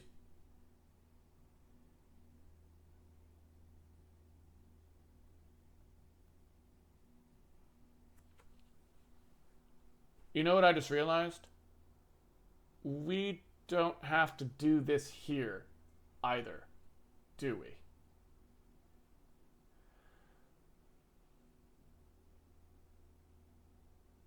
This is really pretty awesome. Okay, so actually, now that we've done all this, you never have to call end. Because we could just do this at the beginning, right? So rather than you estimating what this is, we can just make this be something. Oh, yeah.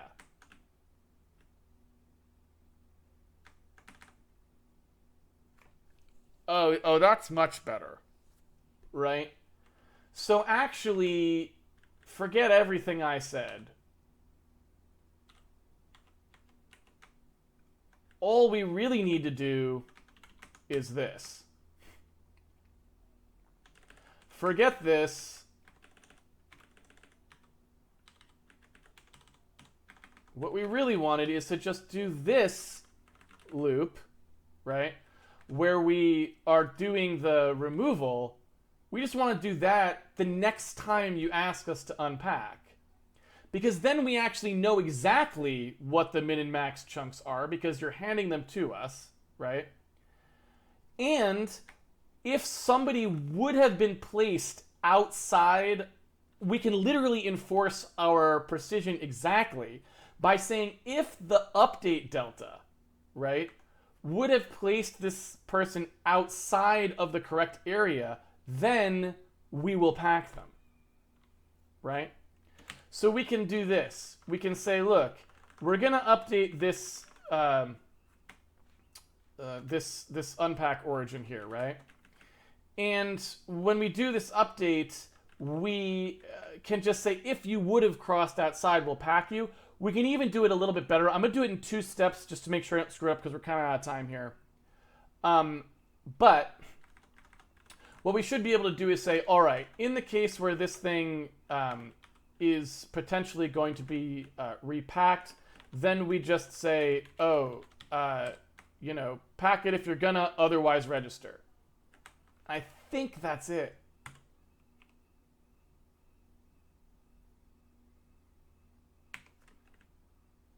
That's way better. Because now you just do one pass over the entities to do your unpack, and that also repacks them if you needed to, right? Yeah. And so what I want to do there is also say here, in this case where we do this guy, and we haven't really tested this code pass, so we kind of have to do that.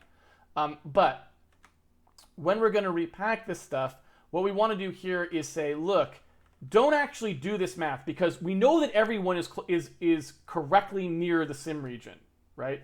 Because nobody could have been unpacked if they weren't near the sim region. What we're now going to do is apply an offset from the old sim region to the new sim region, right? But we don't want to actually apply that update if it would create too much of a distance. So instead, what we actually want is this. Update the person in this case. Don't update the person in this case. So if de-unpack origin would have made you too far from, right, would have put you outside of our safe like floating point precision zone, right? Then we need to pack you for sure. Like you must be packed at that point. It's a requirement. So if, wait, we haven't put that check in there, had we? So if distance from origin is greater than max allowed distance, or, should have been an or the unpacked entity count is greater than the unpacked threshold, and this person isn't contained. So this is a requirement. You have to pack. Otherwise, if this is over, then you should pack anyone who's not inside, right? Makes sense? So then when we come through here, we would say, all right, maybe we assert this as well.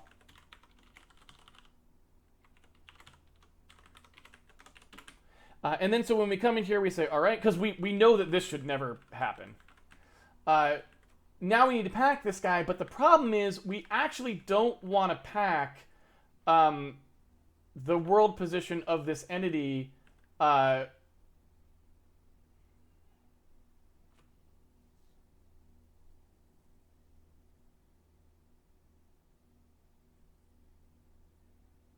Am I missing? Where do we add the world space in here, though?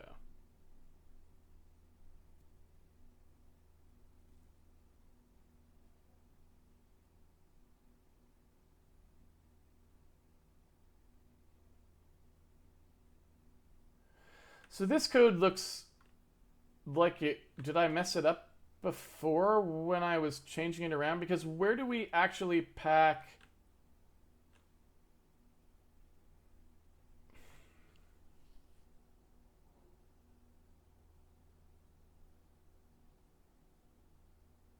Oh, no. It's because of this map into chunk space bit here. Right? Yeah. So when we do map into chunk space with this right here, we don't actually want to use the world unpack origin. Well, I guess we do. We just don't want to update this until afterward, right? So we want to essentially do this, right? Oops, this. So in here we want to say, hey, anyone that we were going to repack, we repack them using the old origin because we're not going to update their delta. That should pack them properly, right? And then once we've processed everybody from the old origin, then we update to the new origin, right? I think that's correct. Furthermore, I don't need this to be doing its nonsense anymore. I'm just going to do it this way.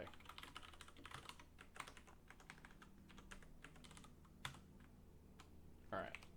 So I think that's all we need. And now that code is much better, and we can tune that as we actually get worlds large enough to matter. We can fix that. Looks like... What's the problem here?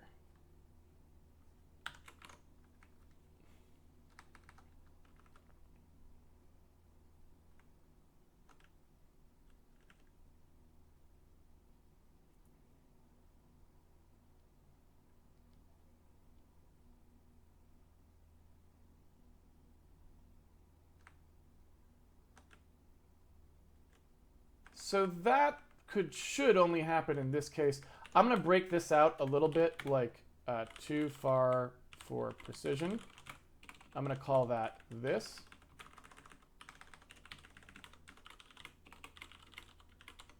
And then I'm going to call this outside volume.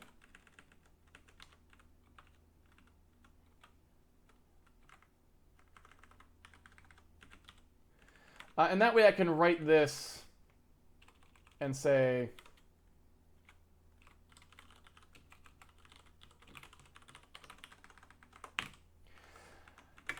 okay, compute, all of this, and say if it's too far for the precision, or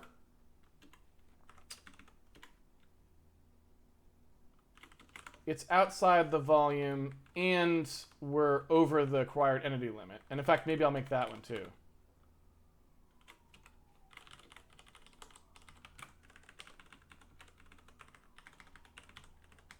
And this is just so I can expect these in the debugger conveniently.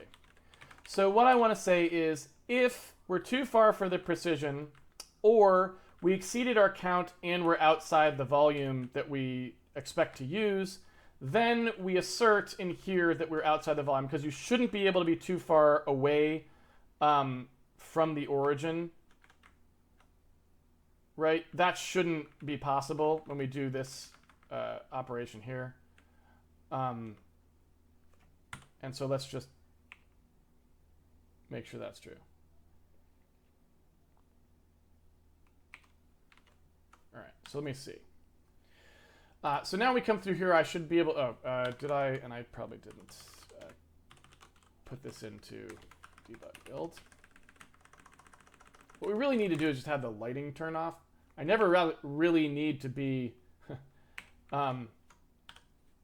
in release mode. I just need to turn the lighting off. So if we then look too far for precision, it's true. Count exceeded is 0, is outside volume is 0. All right, so how did we end up in that situation? What's the distance from origin? Oh, I didn't square it.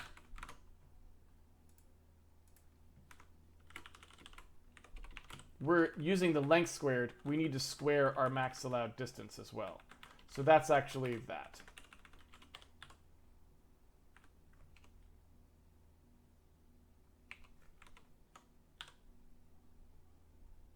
All right, so it looks like that was just a slip of the square, as they say. And so I think we're fine. And again, I don't really know what that value should be. We can revisit that when we're sort of doing any kind of numerical tuning pass on this code. But now I think we're in good shape. Let's go to a brief Q&A. I'm pretty happy with how that turned out. That's exactly what I wanted. We are now, in fact, it's better than what I wanted. So that's great. Now we don't copy entities anymore when they're still in the cache, and yet we can still have worlds that have like billions of entities in them if we wanted to, and it would be fine. I mean, we'd have to write something that pages a disk if we truly wanted billions. But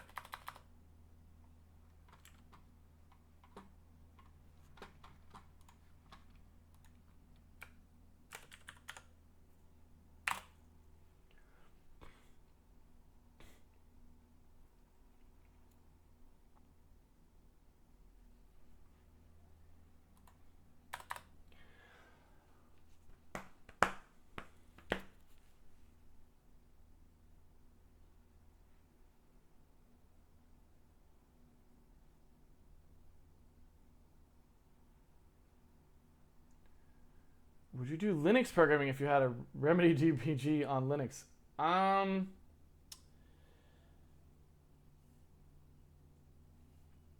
So I guess what I would say is I would certainly consider trying it at some point again, because the main thing I don't like about Linux is the debugger. So I would consider it. On desktop anyway. Linux just totally dies on every laptop I've ever had because it doesn't handle Optimus graphics particularly well, which I've always kind of had the NVIDIA ones, you know. So I don't know that I would ever try it on a laptop, but on a desktop, I would consider trying it if I had Remedy, sure. Will there be a memory difference with too far from precision versus no too far from precision? Well, it doesn't really affect the memory usages at all. Really, pretty much at all. I mean, it sort of has a very, like, a really, really sort of tangential effect. Would be that you will pack a few more entities sometimes if they were way out, so you'll pack them earlier than you would have packed them. But it's not going to affect the memory.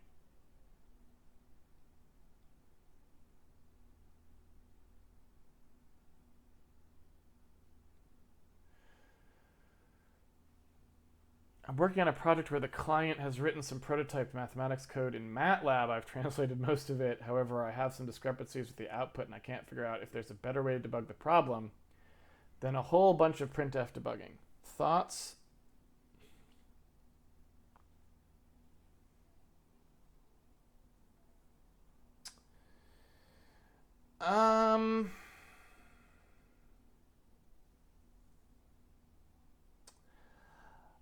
I mean, not really. I feel like most of the time when you end up in that situation, you kind of just have to make checkpoints where you dump the state and you see where it has gone wrong, right? The only thing I would mention is make sure you're comparing apples to apples, right? If MATLAB is doing all of its computations in like extended arithmetic or something, and you're doing all your computations in float, well, that's a pretty obvious place you could diverge, right? So make sure you're both using IEEE, same bit level, floating point, matchup, right, blah, blah, blah. But then, yeah, usually what you have to do is define some checkpoints. I would recommend a sort of a general branch and bound kind of approach. So, start by dumping the state in the middle of the routine in both of them and see if it diverges. If it's not divergent, then jump halfway in between the remaining code and do it. Otherwise, jump back up halfway. So basically, binary search your code to avoid having to dump state more than you need to. But that's about all I can recommend without any more details.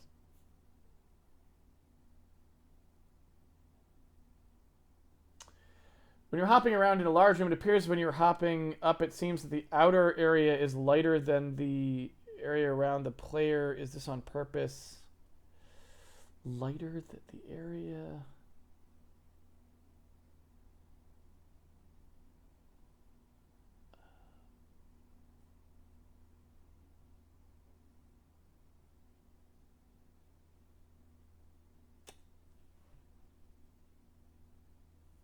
Oh, you might be just talking about the lighting region. Are you talking about, I'm not sure what you're talking about, but I'm going to say, so are you talking about like this square area? That's because we right now just have a bound in there that only computes lighting in a region. But that will go away when we go finish the lighting code, which is coming up soon, actually. Ground cover and lighting. Because now that we've got the cache stuff working properly, I feel like it'd be pretty easy to add that stuff in here, right?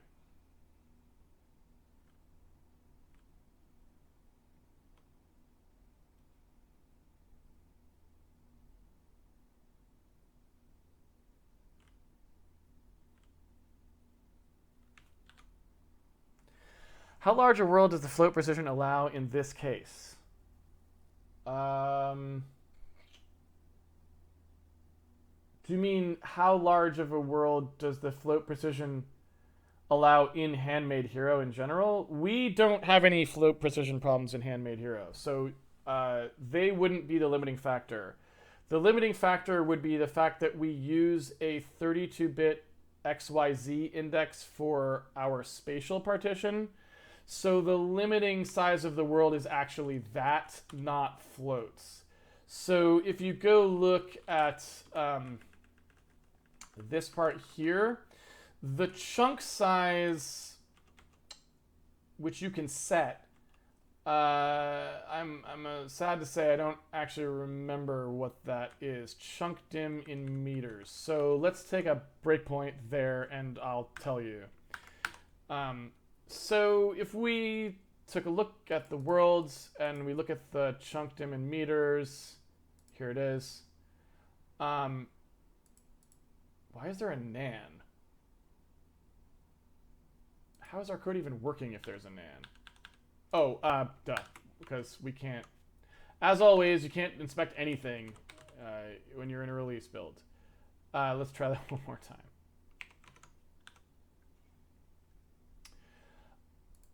So if we look at what the chunk dim is in meters, here it is, right? And so if we multiply those out by the S32 maximum, figure you're talking about either 2 or 4 billion, depending how you want to look at it. Let's say that on the low end, 2 billion. So we would be talking about something like 46 billion meters would be the span there. So I don't know, 46 million kilometers by 24 million kilometers by 10 million kilometers would be the world size. So it's impossibly huge. I mean, you could, if you started hopping in one direction for the rest of your life, even if you were the oldest living human and you started when you were 0, you'd never get there, right? I mean, it's way bigger than the Earth.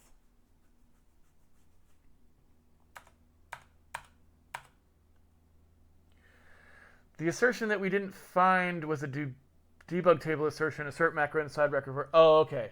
Can you put a message box into the assert macro to find these kind of asserts more easily? No, not really. Heard about posits, better precision and faster than normal floats. Oh, I sort of heard of those, but I haven't actually looked at them. I don't know how legit they are. Right. Like, I would have to wait till people who know more numerical analysis than I do said they were good. So I haven't looked at them. But I had heard of them, yeah. At least I think so. Maybe it's something else. There was sort of... I remember this coming up before, but... Let me take a look. Maybe this is a different thing.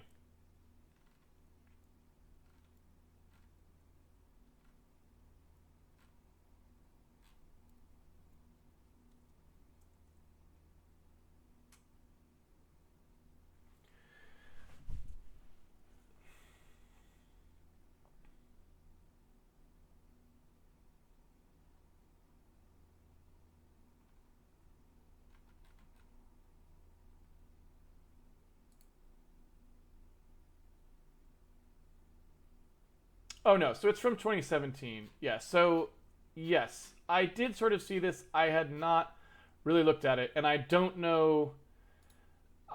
It's not my area of expertise. So whether or not it's like a snake oily kind of thing, or whether it actually is good, do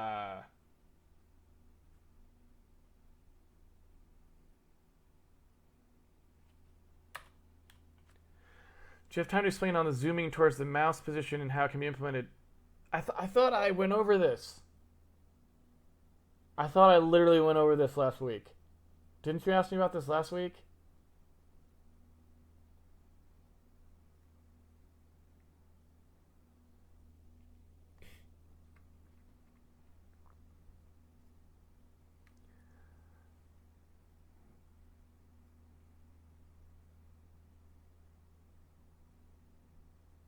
Do you have any advice on how to ensure the uniqueness of UI element IDs in an immediate mode UI in a setting in which the number of elements changes from frame to frame? Yeah, so there's a lot of ways you can do it, but the way to think about it is just, first of all, immediate mode UIs don't require this concept. A lot of people, again, like, I don't know. I've never taken the time to really explain everything you should probably know if you want to know how to do immediate mode GUIs, and people manage to get so tangled up in knots, it's nuts. But assuming, because there's two separate concepts. There's the concept that you don't want to store information on the client side about particular elements, in which case you need a way to generate IDs without storage, right? That's just a separate algorithm that has nothing to do with immediate mode. You can still do immediate mode where you actually remember labels for things, right? That's totally a thing you can do. So I could store the labels on my side and just send them down to the system and say, this is the label I want you to use, and I'm allocating labels on my side. That's still immediate mode, right? The point is just the library isn't the one telling you what they are, right? But it is a valuable thing to understand how to generate IDs for things in ways that allow you to not have to store them, because that's just sometimes more efficient and makes for easier code to not have to do that. And so the way to think about it is to think about traces through your code path, right? And you need to think about, when I go through a particular code path, how can I identify items that I'm visiting in a way that's unique? And oftentimes what that boils down to is bundling two IDs together, which I often will do. So for example, you may have a situation where you say, well, okay, I've got this list of things, and I could use the pointer to where I'm storing them in memory as a unique ID, but I've got two separate times I'm displaying them in two different places, and they're different UI elements. So what I typically do in that case is I just bundle two IDs together. The pointer is part of the ID, and the other part is some ID for the code change. It could even be a pointer to the function that is the route through this thing, right? Or whatever else you want. And so typically what I do is I use some kind of a trace like that. And it doesn't really have a name because no one's created a name. I probably should have created a name for it because I created a name for immediate mode GUI, but I just never created a name for what that is called. But it's basically a unique trace through the code path that says, something about a particular location that you don't want to have to store. And there's lots of ways you can do it, but basically bundling is the biggest one. Combine multiple IDs together to create something that's unique.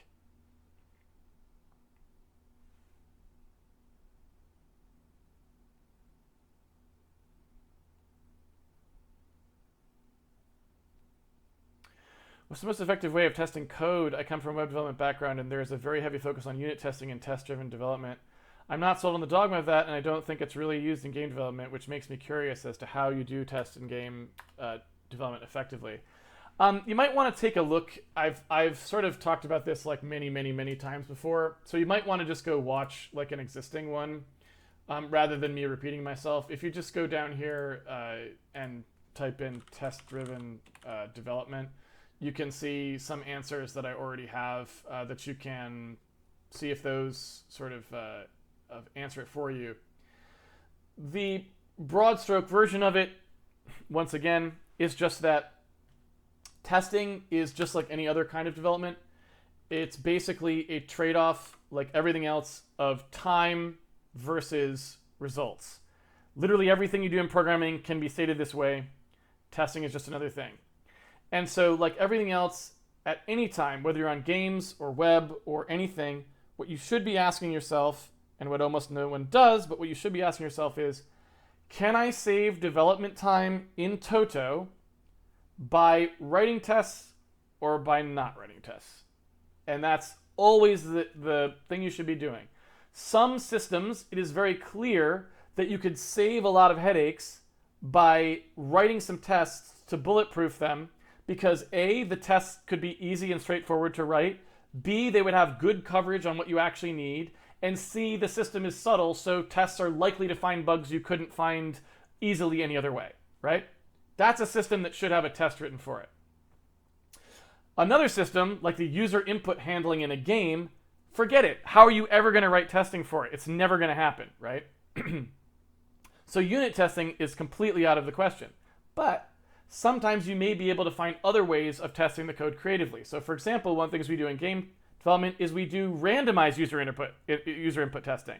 So at least we can find out if the code crashes or gets to unusual states. We can just feed random input to it, right? And maybe it finds something.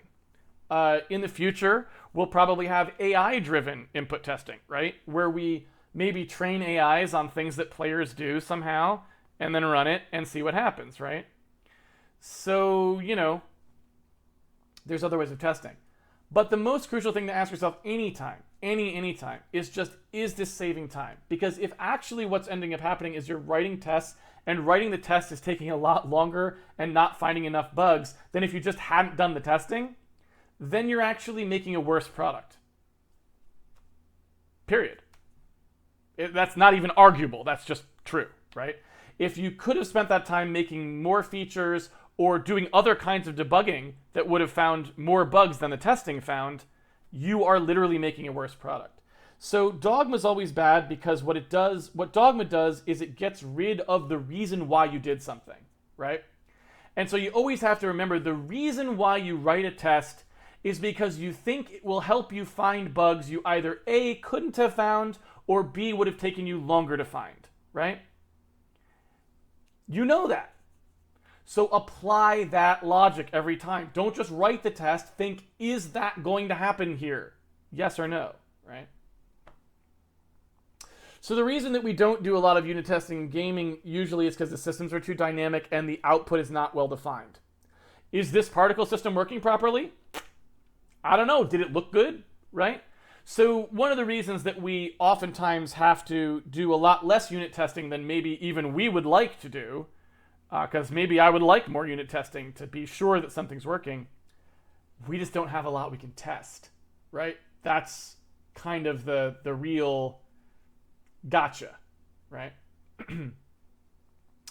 And so I think that's the real difference. Is in the web world, sometimes you can forget that that's a very simplified problem space, where you have really clearly defined inputs and outputs a lot of the time. And so that testing you can do. In the game world, it's really hard to do testing because typically the actual output is ill-defined, right? And so the things we typically end up doing unit testing for, to the extent we do them, are really low-level things. Maybe the memory allocator, sine and cosine outputs. Do they handle the range? Basic graphics operations. Does blit work properly and produce the right things when we give it known inputs, right? Stuff like that.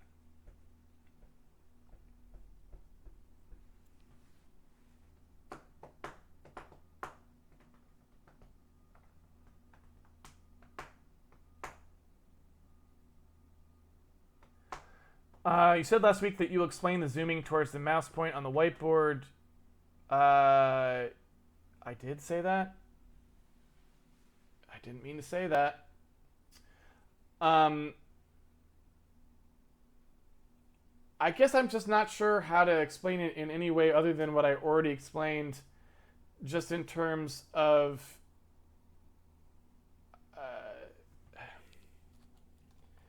so I mean I even just literally just said it even earlier on the stream, I guess. So I don't know. I can try to give you a rehash of this, but I would really say what you want to do is go back and watch earlier episodes of Handmade Hero where we talk about this sort of stuff. So let's just talk about a basic operation, okay? I have a function called stretch, right? And I'm gonna call it. And let's say that this function allows me to supply to it as parameters a p-value, which is the minimum corner, and an s value that is the scale. Okay? That's what I'm going to do. And these are interpreted as drawing a shape that starts at P, right, and goes to S times width this way, and S times height this way. Okay? That's a image scaling operation like you were talking about. So fundamentally, I have some origin and a coordinate system over here, right? And we're talking about drawing, stretching an image, and I've got a function that's going to do that. I'm going to pass it these two values. I have a width and a height of an image that I'm drawing, and that's known, but I'm going to supply the S and the P to like place this thing somewhere and scale it, right? Makes sense? So what you're asking, and what I'm assuming you're asking, is like, okay, so the user like flicks the mouse wheel, okay? And I've got something in my code that's like, all right, S plus equals some, mouse wheel or something, right? Like something here, d mouse wheel dt, right? Times time, or times the wheel delta. I don't know, right? This is what you're asking. I've increased my scale value, and so then what I see on the screen is this thing gets larger, right? But the mouse cursor was like here, and it always gets larger around this base point, let's say, instead of around this point here. And what I want is if this was where the mouse cursor is, I want it to get larger around this point. So it should actually expand outward that way as well, instead of just expanding outward this way. This is what we're talking about.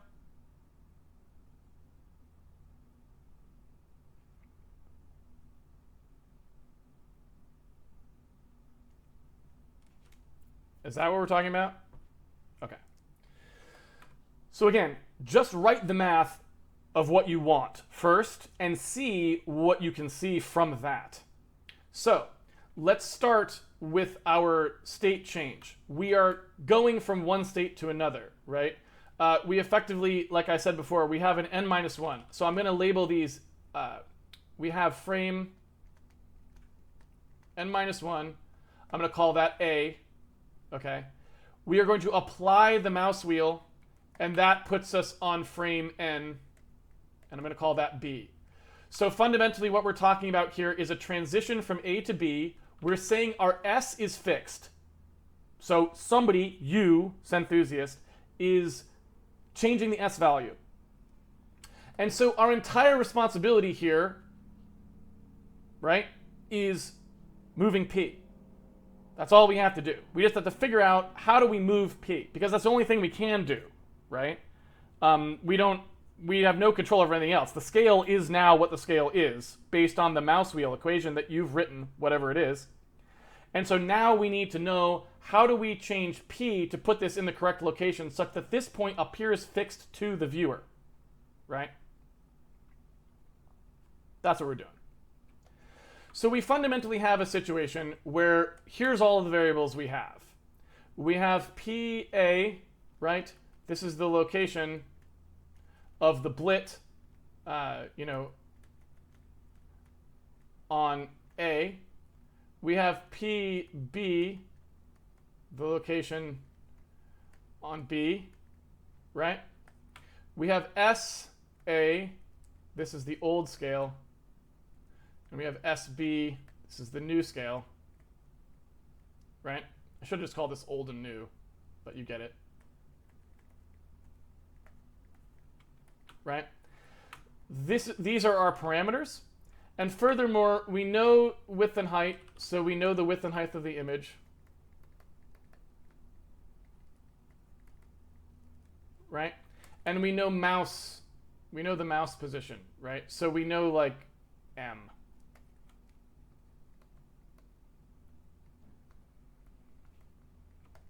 Right? Okay. So mouse position doesn't change, image dim doesn't change. These are given and they're constant, right?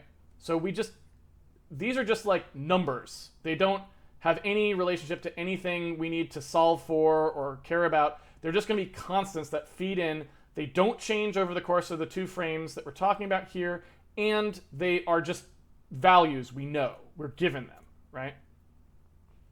Okay. The same, effectively, in a sense, is true for these, right? They're not constant in a sense they change, but these are all given. So this is our only unknown. This is the only thing we're trying to figure out is PB. We have all the rest of the information is being given to us, right? And that's a good situation to be in. We just have one little tiny thing that we want to know. All right, so let's write out the math for what we want. We're looking at the screen. This is our screen space, right? And what we want is we want to produce a situation where our PA, which is here, and our PB, which is some fictional point after the scaling, right? Whatever it is.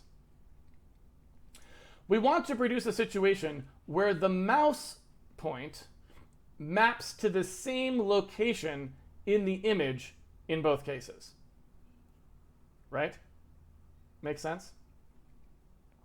So another way to say that would be the offset from the mouse to P should be exactly the same both times, except for, obviously, the scale will change, right? Because we're scaling it up and down. So we could write out the entire equation for mapping this into the image space and back, but we can probably short circuit that process by just saying, well, whatever this mouse point here is, since I know what it is, I can produce this arm here for the mouse cursor point and say that the point P is just going to be whatever the opposite direction of that was, this value here. If I want to produce the new offset from the mouse location to where P should be, it should be directly related to this scale, right? So the first thing I'm tempted to do to simplify the problem down rather than have to map, because I could write the equations to map it, which would be the 100% math way to do it. Maybe we'll do that second. But what I would like to do here is just say, let's change the problem to just be written around M. Right? So let's do that. So the first thing we would say is P of A, right, which we know, which is this point here. We want to write that in terms of M. So we have this new sort of value, which I guess I'll call P, maybe I'll call it P, PAM, PA in mouse space, right? That's going to be equal to whatever PA is minus my mouse location, right? And so that's this vector here. And now I'm saying that I want to center around the mouse, so I'm also going to say, well, we've got PBM, and that's going to be PB minus the mouse, right? And remember, our goal is to find this. So since we know this, we could alternatively just find this, and we've got what we want, right? Because we can find the PB by just, if we solve for this, we can just do this plus M is PB, right? So we're talking about these two offsets. And what we want to do now, this is known. This we can just compute, right? What we want to do is find this. Because this is known, and if we know that, then this becomes trivial. Okay, so how would we do that? Well, since we know what this is, right? We know PA minus M. We know that for our given scale, right, that we started with, SA, right? We know that this is some distance into the image, whatever that would have been at a unit scale, times that scale, right? I'm not sure if I'm saying that particularly clearly, but let me draw it here again. So we know that if this is the mouse cursor's location, right, inside my image, and this is the base value where we're doing our blit, then we know that this vector here is if this were width and height, the normal amount, not scaled by anything, right? Then if I apply a scale to this, I would also apply the scale to this, right? So whatever the scale amount is, I know that my PAM value, right? My PAM value is effectively equal to my scale value, right? Times some original vector that would have been the size of this vector had we not scaled it. So at unit scale, right? So effectively the P unit mouse, right? Does that make sense? And we know that PBM, which is the new one that we're talking about, right?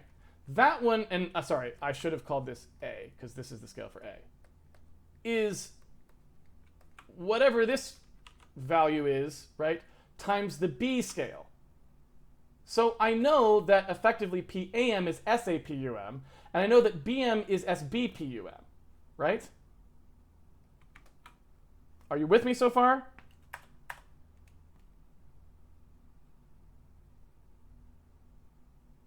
I'm asking.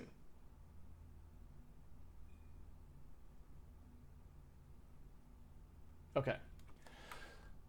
So I know that my mouse offset can be represented as some offset from something I don't even know. And this was the part I was saying is I'm going to take a shortcut. I could have written the equation for that. We could have tried and solved it and gotten to this point. But I'm just pre-getting to this point and saying, look, I know that there was some vector in the unscaled case. If I scale it by A, I get AM. If I scale it by B, I get BM. What does this allow me to do? Who cares? Well, I can solve this now, right? I can solve this in terms of BM because I know SA, I know SB, I know AM. All I don't know is this term that appears in both of them. So the heck with it, right? Let's just simplify this. If I take PAM equals SAPUM, right? I know that equation. I want to basically write this BM equation in terms of SB. I just need something to substitute in here. So what I'm going to do is solve this equation for PUM and then plug it in, right? So if I do the divide, right? See what I did there? I just divided this out, divide the scale out. Now I can plug in PUM into this equation. So I get PBM equals SB times this right here, PAM over SA. Lo and behold, right, what I get is an equation with no unknowns anymore, other than the one I wanted, right? SB over SA times PAM, right? Now what is this? Look at that. It's just the scale factor that I applied, right? It's just the change in scale. SB over SA, right, is this the change in scale from A to B. See what I'm saying? So all I have to do to find this new vector is to just multiply by the change in scale of the one that I had already, right? That leads us to a trivial update step. All we have to do is say, all right, I've got my mouse, right? I know that that's a given. So all I have to do to update is say, take the P that I had, produce P AM by saying PA, which I know, minus my mouse, right? Assign this. Now I have this variable, right? I need to know what my new P is, so let me compute that by taking SB over SA and multiplying it by my PAM, which I now have, right? This is really simple, right? The location I did the blip before and the mouse cursor, all I'm doing is subtracting those two, producing that. Then I'm multiplying by the change in scale. That's my new one. And so now, where will I draw my new blit? Where will the new blit be? Well, I have the equation for PBM, right, all the way back up here. It's this. So PBM equals PB minus M. Solve this equation for what I want, which is the location of the new blit, right? Location of the new blit, just move the M to the other side. is that. So writing the entire thing out, we know the PBM is this, right? So writing this out, I have P B equals PBM plus M, right, in this case. So up here, if I just substituted this entire thing in, I can make this equation just one equation that's simple, right? So my PBM is the change in scale times PAM. Doing this here.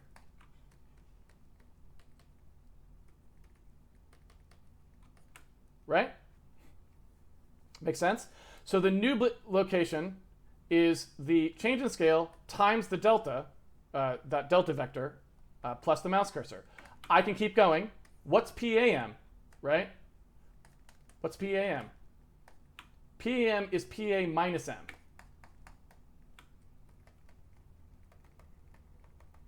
Right? So put it in.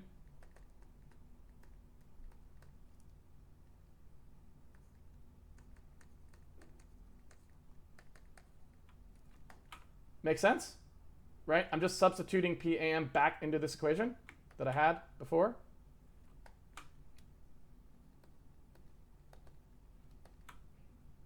I may have gone too far, but we'll see. So multiplying this out, you get SB over SAPA minus SB over SAM plus M.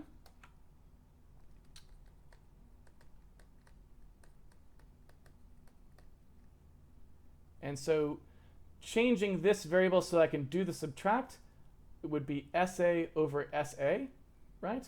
So that is going to be plus SA minus SB over SA times M.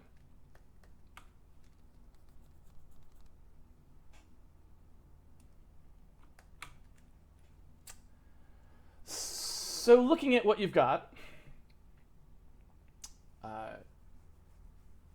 I think I probably wouldn't expand it out. You can see some intuition here potentially. It's the change in scale. You're going to change in scale the blit location from last time, right? And then you're going to offset it by the mouse location using the change in the inverse change in scale. You know what I'm saying? I probably wouldn't bother, right? I would probably stick to this or this, right? But that's what we're doing. Does that help?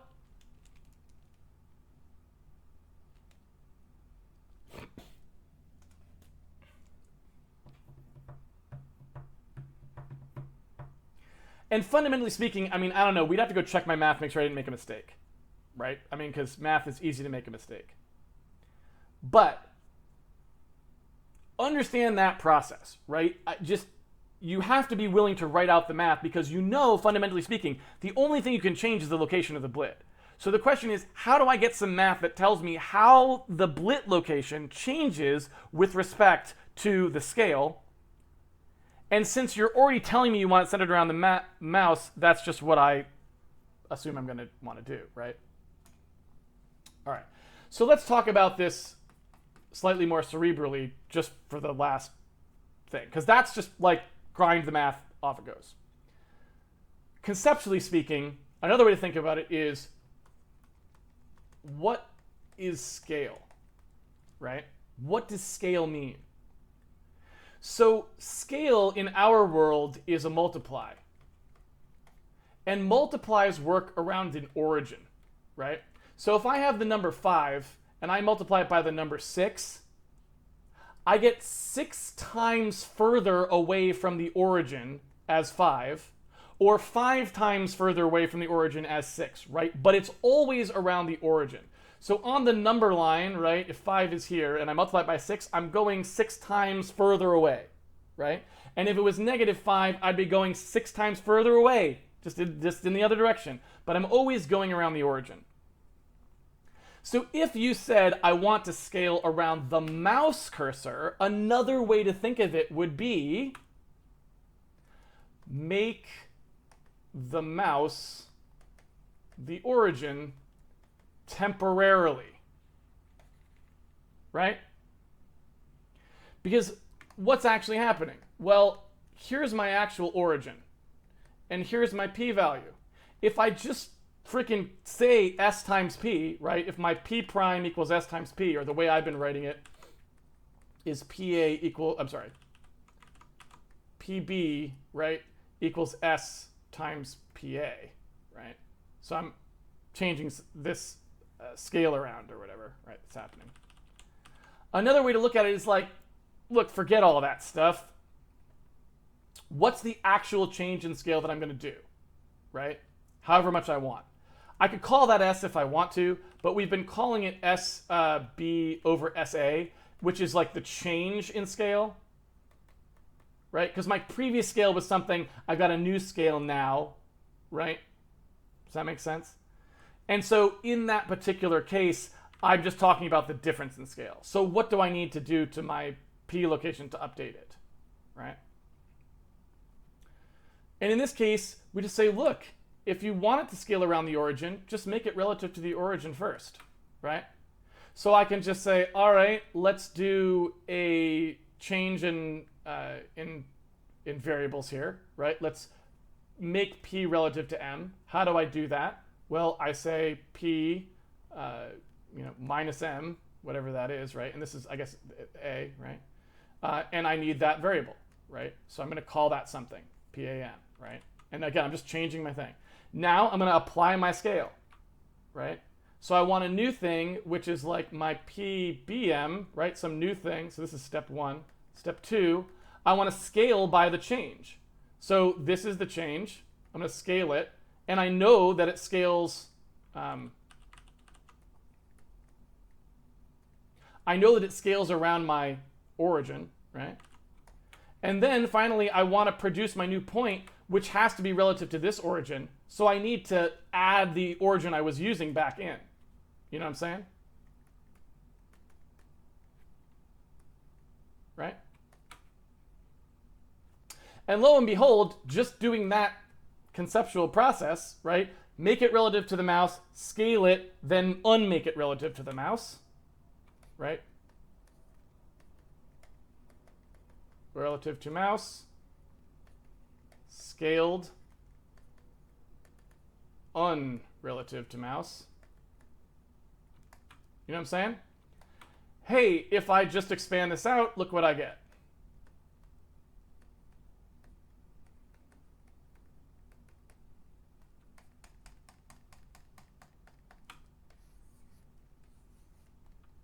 Look familiar?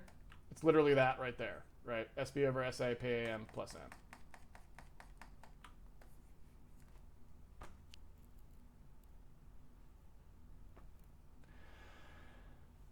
So you can do it a couple different ways. This is just the purely conceptual way, and that's just saying, look, make it relative to the thing you want to scale it, and unrelative. This way up here is the plug in the math and just say what you want and grind. They both end up at the same answer, and they both can suit you in different cases. I tend to prefer doing this way when I can think of it, because it's just conceptually geometric is easier for me. But this way is good to practice. It's good to do this because sometimes you'll be in cases that you cannot conceptualize, right? And somebody just asked, could you make a matrix out of all this and plug the coordinates of the mouse and scale it? And yes, absolutely. This is a matrix which translates to negative m. So if you imagine each of these 3 steps as matrices, it's trivial in 2 dimensions, right? You have a 3-dimensional matrix because you need to be homogeneous or you can't represent translation. So you would literally have the unit matrix here, right? Oops. The identity matrix. You need your negative m, so it's negative mx, negative my. This is the matrix that translates to the origin, right? We'll call that, I don't know what we'll call that. We'll call that nothing. I'm not going to call anything right now. We'll call that x. No. We'll call that u. Transform. That's it. We'll call it T1 for a transform for step 1. Scale. We know what that is, right? SA over SB. SA over SB. 0, 0, 1, 0, 0, 0, 0, right? It's a scale matrix just with the scale. Oops, sorry. It's SB over SA, right? Again, just the amount of scale you wanted to apply. And then we want to put it back. We want to translate it back. There's our transform too. Here's our final one. Again, identity doesn't touch anything except the position. MX, MY, right? There's our three matrices. 1, 2, 3. We want to apply them in order to produce this effect. So basically, we're going to say, what is our total matrix? So this is the total matrix for the entire transform from A to B. What's that going to be? Well, remember, they get applied from right to left because the point ends up on the right. So for example, you're going to do something like this, right? Where we've got a bunch of matrices times the point to produce a new point, right? We want to know what this total matrix is. Total matrix is going to be T1 times the thing plus T2, T3, right? So that applies them in this order. First do this, then do this, then do this. What does that end up equaling if we actually multiply them out? Well, we need to multiply these matrices together, first of all. So let's take them in sequence. I have my T1 on this side, 1, 0, mx, 0, 1, my, 0, 0, 1. I want to multiply by this SASB matrix. I'm going to save myself a little bit of time and just call this S because we only have it there. So SB over SA is just S, right? Sorry, SB over SA. Right, so we want to multiply that by this matrix. It's just SS per scale. Multiplying this out, what do I get? Right, these two here. I'm just going standard matrix multiplication, column by row. There's my S, right? 1, 0, 0, S, 0, 0. 0, S, 0, nothing happens here. 0, 0, nothing happens here. Move to the next one, nothing again. Move to the next one, the S comes through again. Nothing happens here. Multiply here, what do I see? Well, I got a negative SMX, right? See that come in there? Then I got to multiply this here. What do I get? In this column, again, negative SMY, right? And then a 0. And then here we just get a 1, okay? So here's our first matrix. Now we need to multiply this guy, who's now taking up this spot. We need to multiply on the left again. So I'm going to drop this down here like this. And we need this, our T3, right? This term. Oops. So here's our T3, 1, 1, 1, 0, 0, 0, 0, mx, my. Want to do the same multiplication again. Let's do it. Here we just get our S again, right? Because it's just going to get multiplied through directly. Here we get nothing. Here we do get something, right? Stuff starts to happen.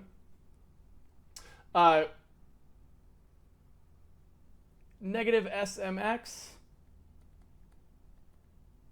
in the first term, then 0 knocks that out, and then mx here, right? Coming through again, same thing here, nothing there. This gets multiplied by the 1. And then again, we get some values coming in here, negative SMY, and then our plus MY. 0, 0, 1 finishes off the matrix, and here we are, right? So that's our final matrix, right?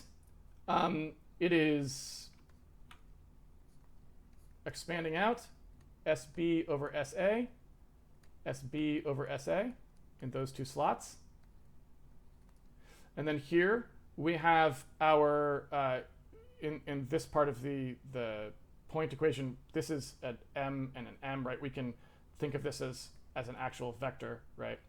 So what we've got there is we've got M minus SB over SA times M,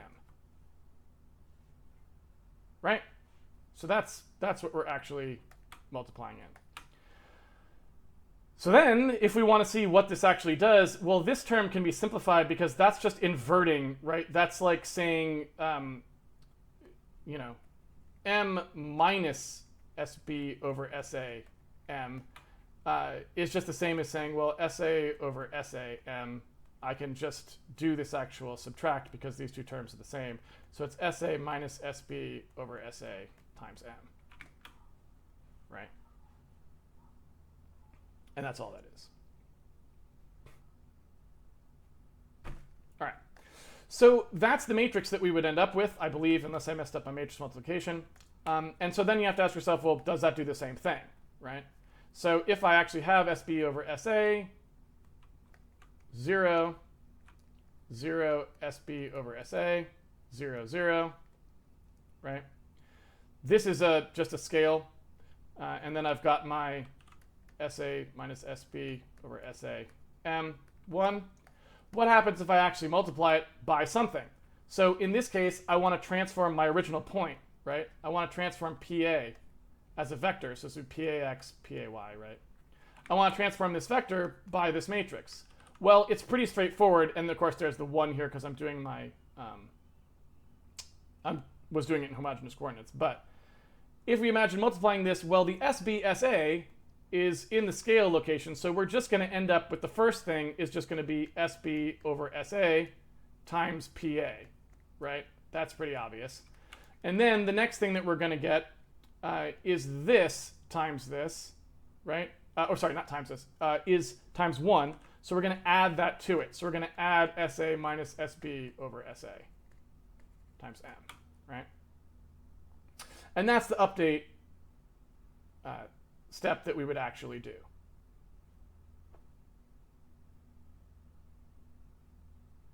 Now, is that actually correct? I don't remember. Easily could have made a mistake there. Yep, it's exactly correct. SB over SA times PA plus SA minus SB SA over M, right?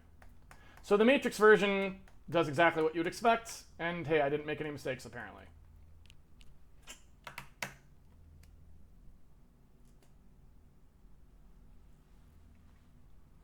All right. Hopefully that's everything.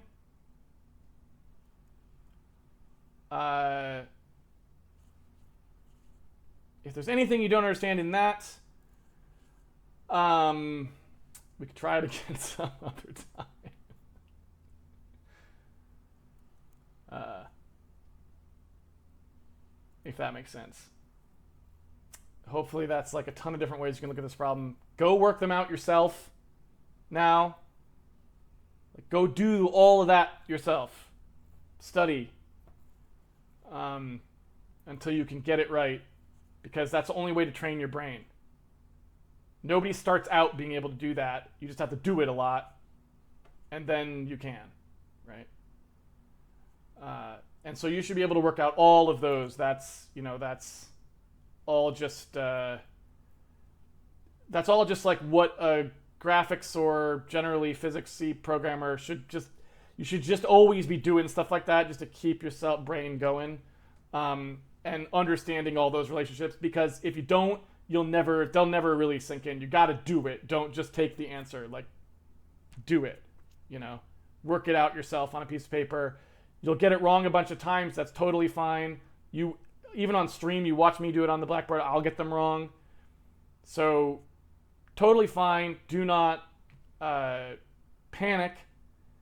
It's just practice. It's like anything else. It's just practice. You got to do it. And with math, it's careless errors are easy. So you just got to check your work or use a computer algebra package to check your work and help you.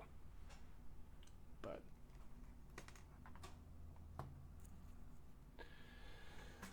with that, I'm going to end.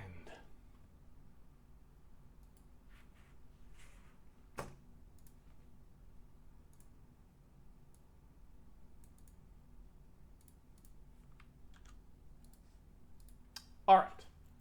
Thank you, everyone, for joining me for another episode of Handmade Hero. It's been a pleasure coding with you, as always. If you would like to follow along with the stream at home, you can always pre-order the game on handmadehero.org. The game comes with the source code even right now, so you can play around with it and have fun with your own math solving. Don't forget to try solving math yourself. I was horrible at math in high school and grade school and stuff. Keep that in mind. Math is about practice and diligence and using a computer to help you with things that you have trouble with to visualize and so on. Not the kinds of crap that you learned in school, which is taught poorly and focuses on the wrong things and makes you do things on tests in a time pressure environment, which is the absolute worst place to ever do math ever. So keep that in mind. I will see everyone back here next week, I believe, unless I'm wrong about that. Pretty sure next week. I'll update the schedule.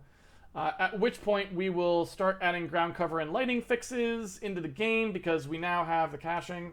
And so hopefully that should open up the door for us to do all kinds of fun stuff now to finish up the sort of look of the game, which is really what I'm kind of trying to want final now. I want to kind of get us looking kind of final so that we can then I guess we just do gameplay, which I hate, and then off we go. All right, take it easy, everybody.